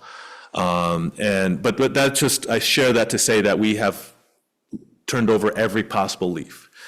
And that's when, we began to explore options outside the city boundaries. And that's when myself and Brian approached Mr. Lozon, and we began to engage on the site at Morrison Road. And that's where we're here today, with a purchase and sale agreement at $3 million with $2 million's worth of modifications. I'll get a little bit into the designs that were considered for by the firm that had been hired by the city. This is sort of a basic layout of the $30 million design, including land acquisition, site preparation, that was presented by the firm that we had hired. They looked at 4 sites for a potential garage.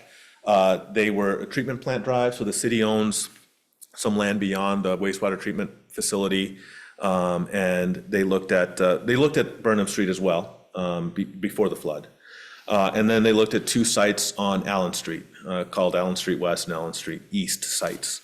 All of the sites were problematic. The treatment plant drive site required what they estimated to be a $7 to $10 million bridge to access the site because there's no access otherwise to that location.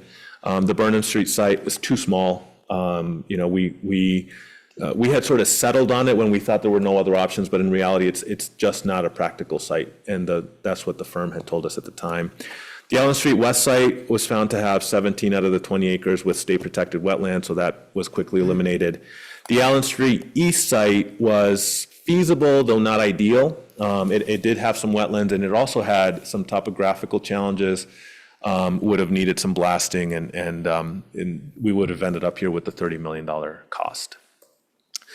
So here we are at Morrison Road, and on the left there you see just from the presentation that the architects and engineers had made to the city about what we should look for in a site, broadly speaking. And they said, look, you need about 6 acres, you need ample site turning space, enough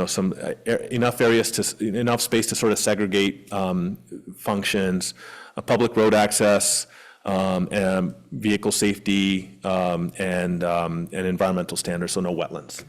And Morrison Road really does that. It's a 6.1 acre site, 58,000 square foot of indoor space. It meets those other site requirements to our needs. And the building, I know Tom just said it's not pristine. It's pretty darn pristine considered from what we're going from, right? But in any case, I think it is in excellent condition. I know councilors have had a chance to walk through there. You've had a chance to walk through both sites, and I think we would all, hands down, take the condition that this building is in. It's also close to the Barre City line. I know that we often talk about being 4 square miles as it's like a handicap to our growth, or a disadvantage to our growth, or to the things that we need. But being 4 square miles in this case is a good thing because we're right outside the city line. You're not that much further. You're only a couple miles away from any other point in the city anyway. So I think that the location is not really a concern. The current garage is centrally located, but we're not that far from that site up on Morrison Road. This is just a sort of a side-by-side, the Burnham Street, obviously dereliction of maintenance over decades, and Morrison Road was constructed in '87, really great condition, has things like sprinklers. It's the inefficient layout of Burnham Street, right, where we can't park, where we have the fit a puzzle to park all the trucks. One of the things that we really liked about the Newport and Montpelier garage is you can drive in and out. There's sort of a middle aisle, and that's one of the things that we can build into this site. And so we can have that efficient layout for our staff and our equipment. And we can have things in terms of lack of secure storage. We can move things indoor now at Morrison Road. It's if anything, maybe the 58,000 might be a tad too big, but that's a good problem to have in my view. The adequate staff space, I showed you the pictures of the bathrooms, the break rooms. There's a really nice mezzanine at Morrison Road where we'll be able to have all of the public works staff in one place in that building. It needs very cosmetic, minor changes to make that space really a great space for the staff to use. There's break rooms or locker rooms or training rooms. There's places where the staff can meet in the morning to deploy. It's just going to change the whole operations for the Public Works Department. And it's located outside the floodplain, which for us is, it means a lot at this point after what we've been through in the last couple of years. So getting to the acquisition cost, so the purchase price, as you heard, is $3 million. We expect about $2 million worth of modifications, and I'll talk about those just briefly. So we're looking at an all-in $5 million cost to have this solution for this problem. The purchase and sale agreement, which was in the packet and was negotiated, also includes the ability for the seller to lease 10 designated parking spaces at the site closest to 301 North Main Street, which is the Campbell lot. And so those would be 10 bench spots that the seller would have to pay for, right? So they would be permits. We would get the prevailing rate. So if permit fees goes up, those fees would go up as well. So that's included in the purchase and sale agreement. In terms of the $2 million for the planned improvements, we are, these are the highlights here. We need 2 new overhead doors. We need new mechanic bay doors. We need to build ramps to those doors, right? This is as I mentioned, this is a warehouse, so they have trucks coming in to unload. We need trucks driving into the building. We'll do some exterior storage as well for the salt and sand bunker and above-ground fuel tanks. We'll have to do some interior drainage, and that's, as I said, it's used as a warehouse. So right now, when we do park the trucks inside with the plows that come in covered in snow, that water, when it melts, the snow when it melts needs a place to go. So that'll be the drainage that we need up there. And then, as I mentioned, some minor cosmetic changes for the office space for the staff and the break rooms and locker rooms and all that as well. We've done our due diligence on the price. We would do our due diligence on the price regardless on an acquisition like this, based on the fact that we're buying it from Mr. Lozon, that we've done our homework. And by every measure that we have found, this price is not just fair, it is a bargain for the city. This shows you, I'm going to focus on the top 3 metrics here show some studies done by the city assessors. They looked at some valuations of warehouses generally. These aren't specific to the Morrison Road site. These are just general metrics on what a warehouse in good or excellent condition would cost at 40 to 50,000 square foot, right? So we're even being more conservative. This is a 58,000 square foot site. We're giving you estimates on a slightly smaller garage. All of those valuations, all of those Marshall valuations come in higher than the price we are paying. That means the building is would be worth more, right, based on these metrics. And that ranges all the way from $3.9 million for the Marshall valuation for a warehouse in good standing to $6.7 million for a Marshall valuation warehouse in excellent condition. The Milton, Vermont garage metric, I think, is also really relevant here. Milton, Vermont is building a new public works garage, and we took their cost per square foot, and that was $216. And we also applied that to a 40 to 50,000 square foot building. That would cost us $8.6 to $10.8 million. That's new construction. That is not a study, that is not a desk review, that is what a municipality in Vermont is paying per square foot for a building. And it's recently built or underway. The site is currently assessed at $2.4 million. That's, I don't think that's of concern to us. I mean, we're all struggling with low CLA values. It was purchased for $2.7 million in 2022. I think this, if you needed more to look at, we thought you might, and that's why we did get more. We asked the city assessors to do a formal appraisal of this building, and they concluded that this building in its as-is condition is worth $3.9 million, almost $1 million more than we are paying for it. And, I know people may say, well, they're the city assessors, they work for you. Yeah, they have professional standards. It is their job to give a fair number based on their professional training and standards. And so they, in their professional opinion, they're telling us this building is worth almost $1 million more than we are planning to pay for it. So again, by every single measure, there is no measure here that we can look at and say, well, that one's lower. Every single measure is pointing to this building being worth more than the purchase and sale agreement that we have for it. Our financing plan is as follows. We would propose to use $2 million of an interfund transfer from the Water Enterprise Fund, which would leave a healthy balance of $1.7 million in that if approved. We would then use $500,000 from either the Special Projects Fund or the Cozy Trust. Again, those funds would have funding left over if this is approved as well. And we would use $500,000 from the Capital Improvement Fund, which includes resources we have in that from the sale of the Wheelock and an East Montpelier property as well. And there's the balance left over there for you to see as well. So we have the resources to pay for this. I would just note on the Water Enterprise Fund, that's an interfund transfer, and that's really a loan from the water fund. We would repay that to the water fund over time, and we would, further propose, if we are successful with this, that we would sell Burnham Street site, and the proceeds of that sale, in the first instance, would go to pay back that loan, right? I'm not saying it would sell for $2 million, but whatever we sell Burnham Street for would immediately go to start paying off that Water Enterprise Fund transfer.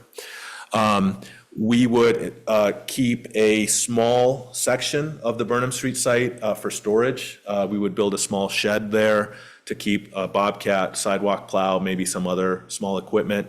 The purpose for that would be that equipment is primarily used, especially in the winter, to plow sidewalks. We don't want to be driving that down Prospect Street, so we'd rather have that downtown where it is parked now and where it can get to sidewalks more quickly. So we would keep that small footprint, and we would plan to sell all the other land and buildings as is there. The property modifications, we would, assuming this is approved, we would go start to find some traditional financing for this, and finance that over a period of 10 years, or depending on whatever the best rates we get are. In terms of property taxes, so this would be, this is located in the town, and state law requires that we pay taxes on that land and on that property. So we would do that. And right now, the taxes are $53,000, almost $54,000 per year. So we would continue, of course, to comply with state law and pay those taxes. We believe that we would offset a lot of this by just the much better operations we'd have at this site. For example, we wouldn't be burning 500 gallons of fuel a week to keep it upgraded. Our equipment would have likely a much longer life when it's not exposed to the elements. So I'm not telling you that we're going to offset the entire $54,000, but we do believe that there would be offsets to that cost to the city. As I mentioned, we also believe that there's probably a little bit more space than we need, so we would look to opportunities to places like V-Trans who may need rental space. I know they're looking for space in the area as well. If there's opportunities to rent them corners of the building to make up some revenue, we would do that as well. So we will be creative on that, but we will pay property taxes to Berrytown on this site. This is not unlike property taxes we pay for property we own in Orange, for example, for the water plant. We will need to get approval from the Berrytown Planning Commission for this site, and that is because Morrison Road currently is zoned as low-density residential, and there's a specific zoning designation for a public works garage, so we will have to submit what's called an allowed use determination. Submit that application to the Berrytown Planning Commission. The application is on the agenda for your approval tonight as well. And then both the purchaser, which is myself representing the city council, and the current owner, so Tom, as the owner, would jointly appear before the Berrytown Planning Commission requesting that allowed use determination approval. We have agreed to do this at the March 19th Berrytown Planning Commission meeting. The application, the AUD application to make that meeting is February 27th. So with your approval today, we will submit that, and we will be on the agenda for the March 19th meeting. And Tom has agreed and will be attending that with me as well. We would, down the road, we would also require, as would any, development or project, we may require DRB approvals down the road for our upgrades to the site, but that's pretty standard and typical. It's same thing that would happen to anybody doing similar projects in Berry City. They would require our DRB approval. So the implementation plan to get us into this garage is, tonight, hoping for your approval of the purchase and sale agreement and the submission of the AUD application to Berrytown. With your approval, I will submit the AUD application by February 27th at 3 p.m. We will, Tom and I would attend the Berrytown Planning Commission meeting where they will consider the AUD application. We would hope to have an executed purchase and sale agreement by May 1. We would be prepared to issue RFPs for the site improvements and secure financing for the site modifications at that time as well. The current tenant's lease ends on May 31st. The purchase and sale agreement has a June 2nd closing date. And so hopefully we would have, take possession of the building at that date. And we would start moving, certainly as soon as we can, and hopefully by December 2025, having some operations out of that building. So we could be really staring down a solution within this calendar year. Just some final parting thoughts. This is the best option we have identified, and this has been years in the works. We didn't start at this site, we ended at this site, and this is, I believe, a generational solution to something that for decades should have been addressed, but for which we really haven't had an obvious answer. And it's affordable. Again, I'm going to repeat myself, but every single measure has shown us that, I want to be clear, it's not just a fair price, it is a bargain. I think that's an important distinction. One final example for you is that the East Montpelier is borrowing $5 million to build a much, much smaller garage. So again, every metric is showing that this is a bargain for the city of Barre. There is no plan B, C, D, E, or F. We don't have any other credible options or possibilities. I went through for you what our paid experts looked at the 4 most promising sites, and they are not feasible. We kicked around the idea of the BOR. Farwell Street is not first of all not big enough, and it's a former landfill. Frankly, if there was a 6-acre site within the city boundaries, we should be building housing on it, not a public works garage, right? So here we have an opportunity to take an existing building that can very easily suit our needs, and do it at an affordable price. And we don't have, many times when we come to you with difficult decisions, we do have maybe a plan B or a C. We don't this time. And that's after years of looking. And then finally to the process, I certainly understand the optics of the people may have of the city purchasing a building from Mr. Lozon. I just want to be very clear with 3 points. One is that Tom did not participate in any executive sessions. He had no knowledge of what I was telling you as counselors or when I was doing it. And I know for a fact, for example, when we had a special meeting executive session just to talk about this, Tom called me and said, "Hey, what's that?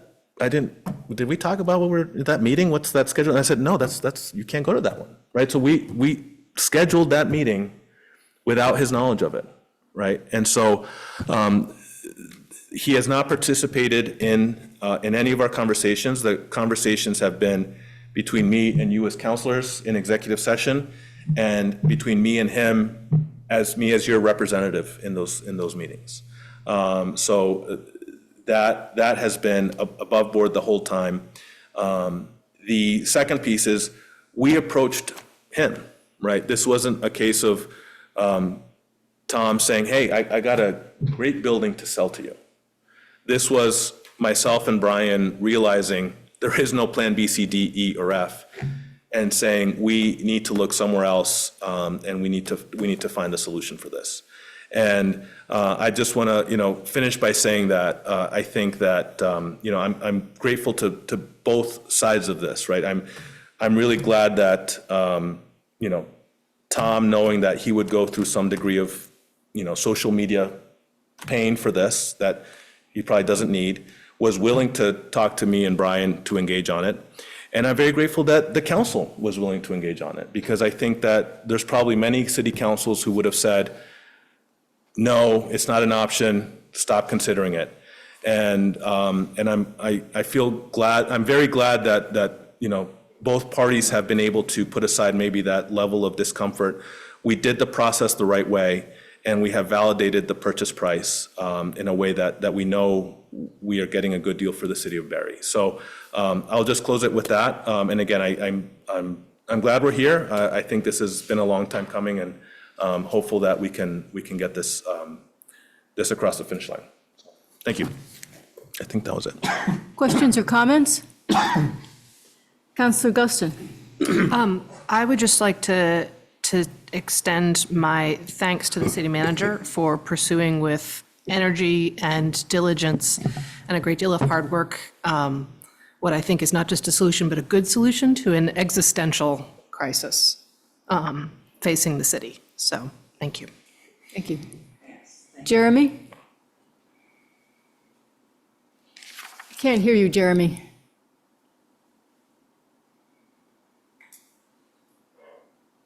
Unmute. Am I good? You're good. Sorry. Terrible with computers. Yeah, I would agree largely with what has already been said, right? I don't think anyone really has disputed the fact that this is, by all counts, a reasonable deal. I think the degree to which it's reasonable is a little bit inflated. I highly doubt the building is appraised 44% in 3 years, but beyond that, it's a good deal. It seems like a reasonable deal to make, at least on its surface.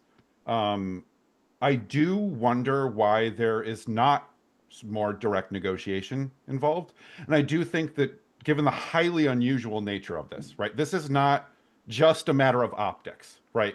We're talking about giving the mayor of the city, the largest landowner in the city, the wealthiest person in the city, $3 million that we know will likely be leveraged for various political ends in the city as well, likely against sitting members of city council right now who have already had money leveraged against them. And so while this is a good deal, I think these are legitimate concerns. And it is a legitimate conflict of interest, which is why Tom is not involved in these discussions. And, you know, he should be commended for stepping down from the discussions. But I think that sort of arrangement requires at very minimum disclosures from Tom, right? It seems reasonable to say, if we are going to give you this huge chunk of money, knowing your position in the city, knowing everything else, that we should know what the full financial picture is. We should know how much of Barre's economy he currently owns. We should know what real estate interests he owns in the city and in the town, and we should know what interests he is associated with that have further interests in the city and the town. So I think that it should be considered to include that as part of any purchase agreement, right? That would be a very, very reasonable, very clear expectation that would set an understandable and reasonable standard for openness, sunlight, all that fun stuff. And I think go a long way towards helping allay the very, very real and very, very significant concerns about executing a purchase of this size for a person with this position in our community. Thank you very much. Thank you, Jeremy. Other questions or comments?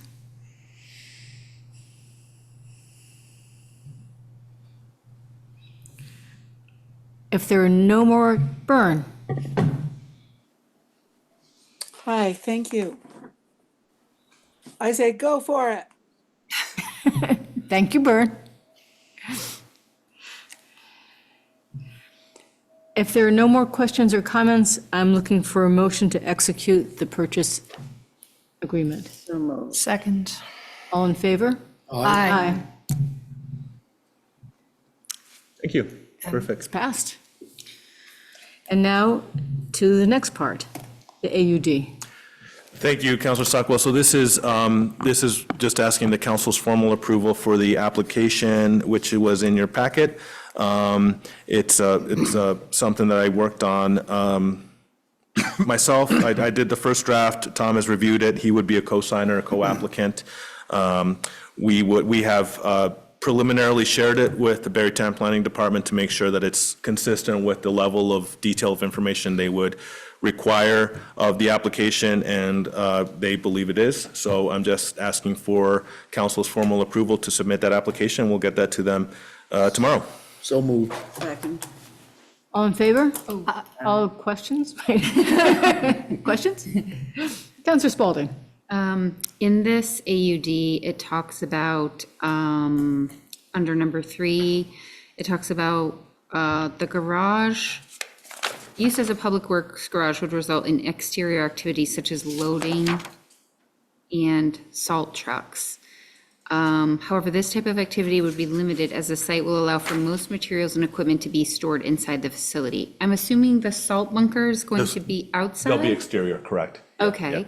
And when you talk about loading, like loading the, what can you just expand on that? I'm trying to understand what is the type of activity that's going to be limited or mostly inside? Most of if they're moving stored material, so if they're moving piping, that sort of thing, that will mostly happen indoors. If they're doing the salt and the sand will be outdoors, those will be outdoor bunkers. But yeah, anything else where they're preparing the vehicles, they'll be doing that. They'll be able to do that indoors because most of that equipment will be indoors now. And if they're doing other types of loading, that'll be off-site at wherever they're working on. So really the only loading we're expecting exterior to be salt and sand.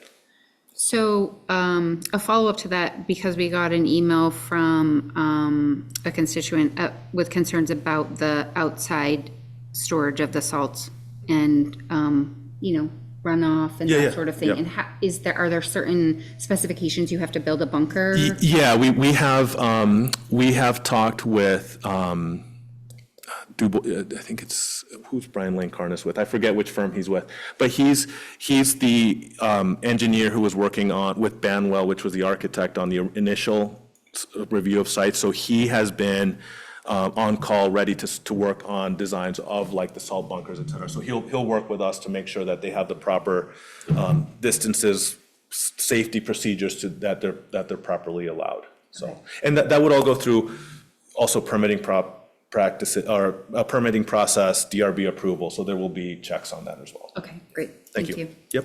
Other comments or questions? We have a motion, we have a second. All in favor? Aye.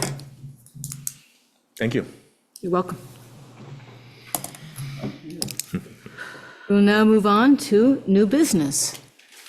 And a brief pat on the back for the city manager. Thank you. New business? Upcoming business? Upcoming business, exactly. That's what I meant. I'll just mention, we have the next, on the 11th for the budget, we will have public safety, so fire, police, and facilities. And Chief Vale will be here. He'll also discuss the cameras up on the front of City Hall for that as well. I have Christian Meyer who's our representative on Green Mountain Transit, will be attending the meeting on the 25th of March to talk about, you may have all read about service reductions. He'll be here in his role as a board member for Washington County to share that with the council as well. So those are just off the top of my head. And on the budget as well, we'll have partnership, BADC and the library also on the 11th. They traditionally come in to make their budget pitches to you. So that has been scheduled already with them, and it'll also be on the meeting on March 11th. Okay. Go ahead, Councilor Guston. I just want to give a brief preview that actually I had to do a flood resiliency plan update that was delayed from the last meeting. Actually, the DPW garage was technically this evening's flood resiliency update. We had planned that out. But looking ahead on March 11, we're going to get an update on progress on the inundation modeling report that council had authorized spending for a couple of months ago now. So we'll hear how that is going. It's not done, but we'll hear. Yeah, and Roy, thank you for that. Roy Schiff will be present for that. Yeah. Great. Councilor Spaulding. Could I ask a question about the people coming in, the partnership and the BADC and the library? The library, yeah. Could we, before that, since I'm new, I don't really know, could we get a very clear explanation of what they're currently receiving? Absolutely, yeah. And what they would what we are budgeting this year. Yep. And I would also hope that those entities will be coming with some very clear data about the return on that investment. Because when we're looking at cutting really important things, I think it's important for them to tell us why we should keep them. Absolutely. Thank you. I would like to propose a standing committee, not a temporary work task force, but a standing committee for charter and ordinance review for the 11th.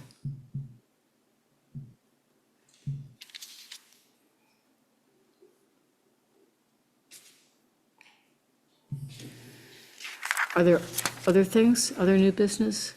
It sounds like a very full evening on the 11th, and maybe we should have pizza.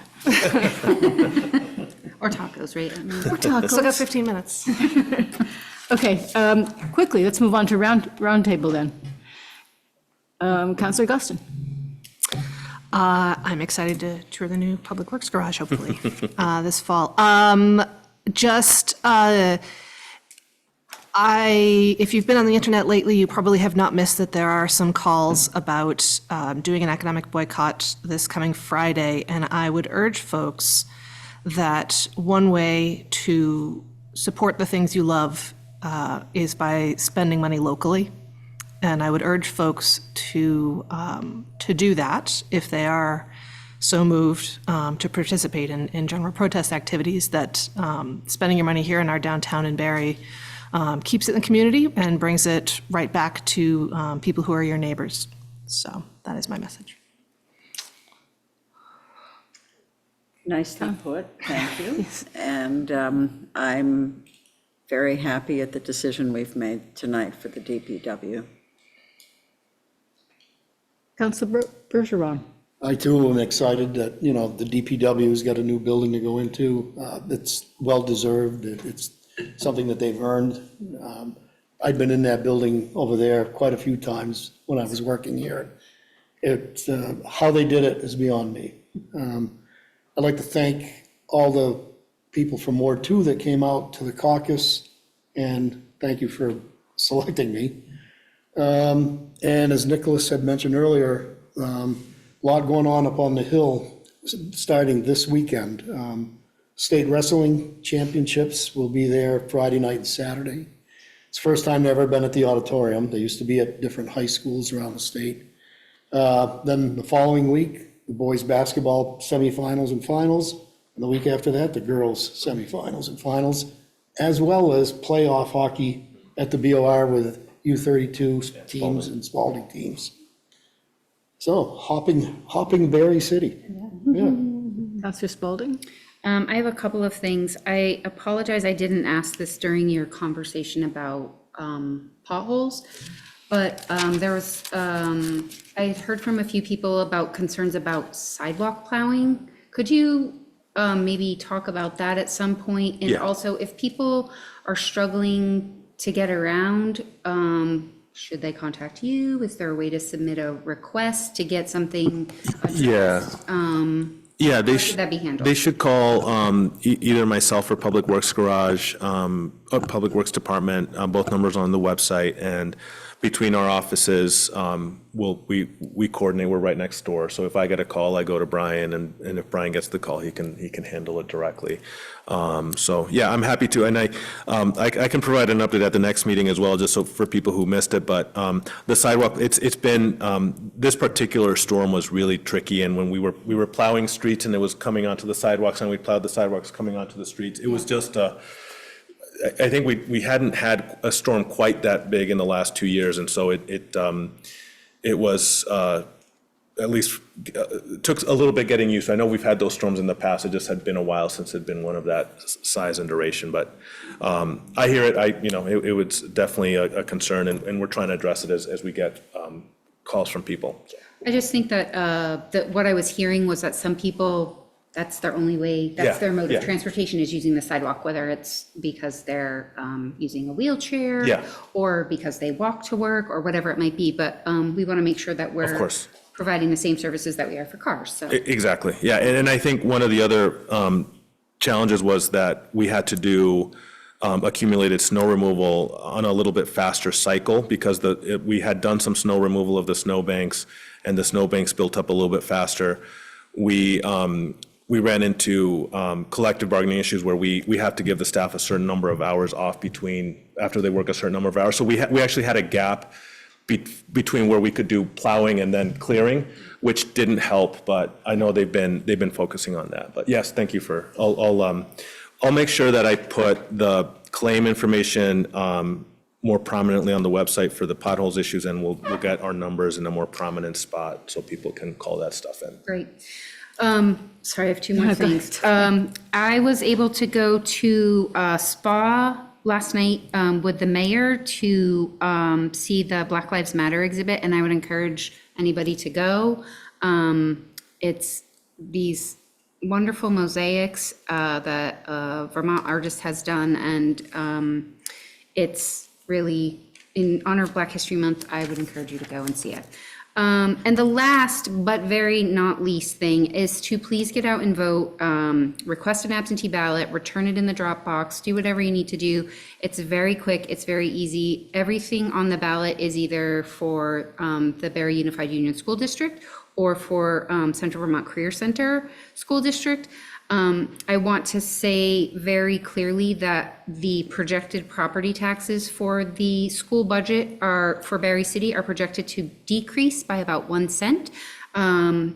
And I've had some back and forth with people about that, and they say it's not enough. And I keep saying, well, at least it's not an increase. So I hope you can support the budget. So please get out there, support the budget, support candidates for the school board and for the Career Center, and make sure that you vote on town meeting day. Thank you. I would also like to echo Councillor Guston's ideas about supporting local businesses. Keep Barre vibrant. And I got a great tour of Barre Social Club, and it's a gorgeous space. You should definitely go in there. You should definitely have a drink there. Or if you don't drink, eat. And please vote for education. Please vote in favor of the candidates who are going to support a good education for all our children. It's not just a gift for the children. It's a necessity for our community to survive. We have to have strong education.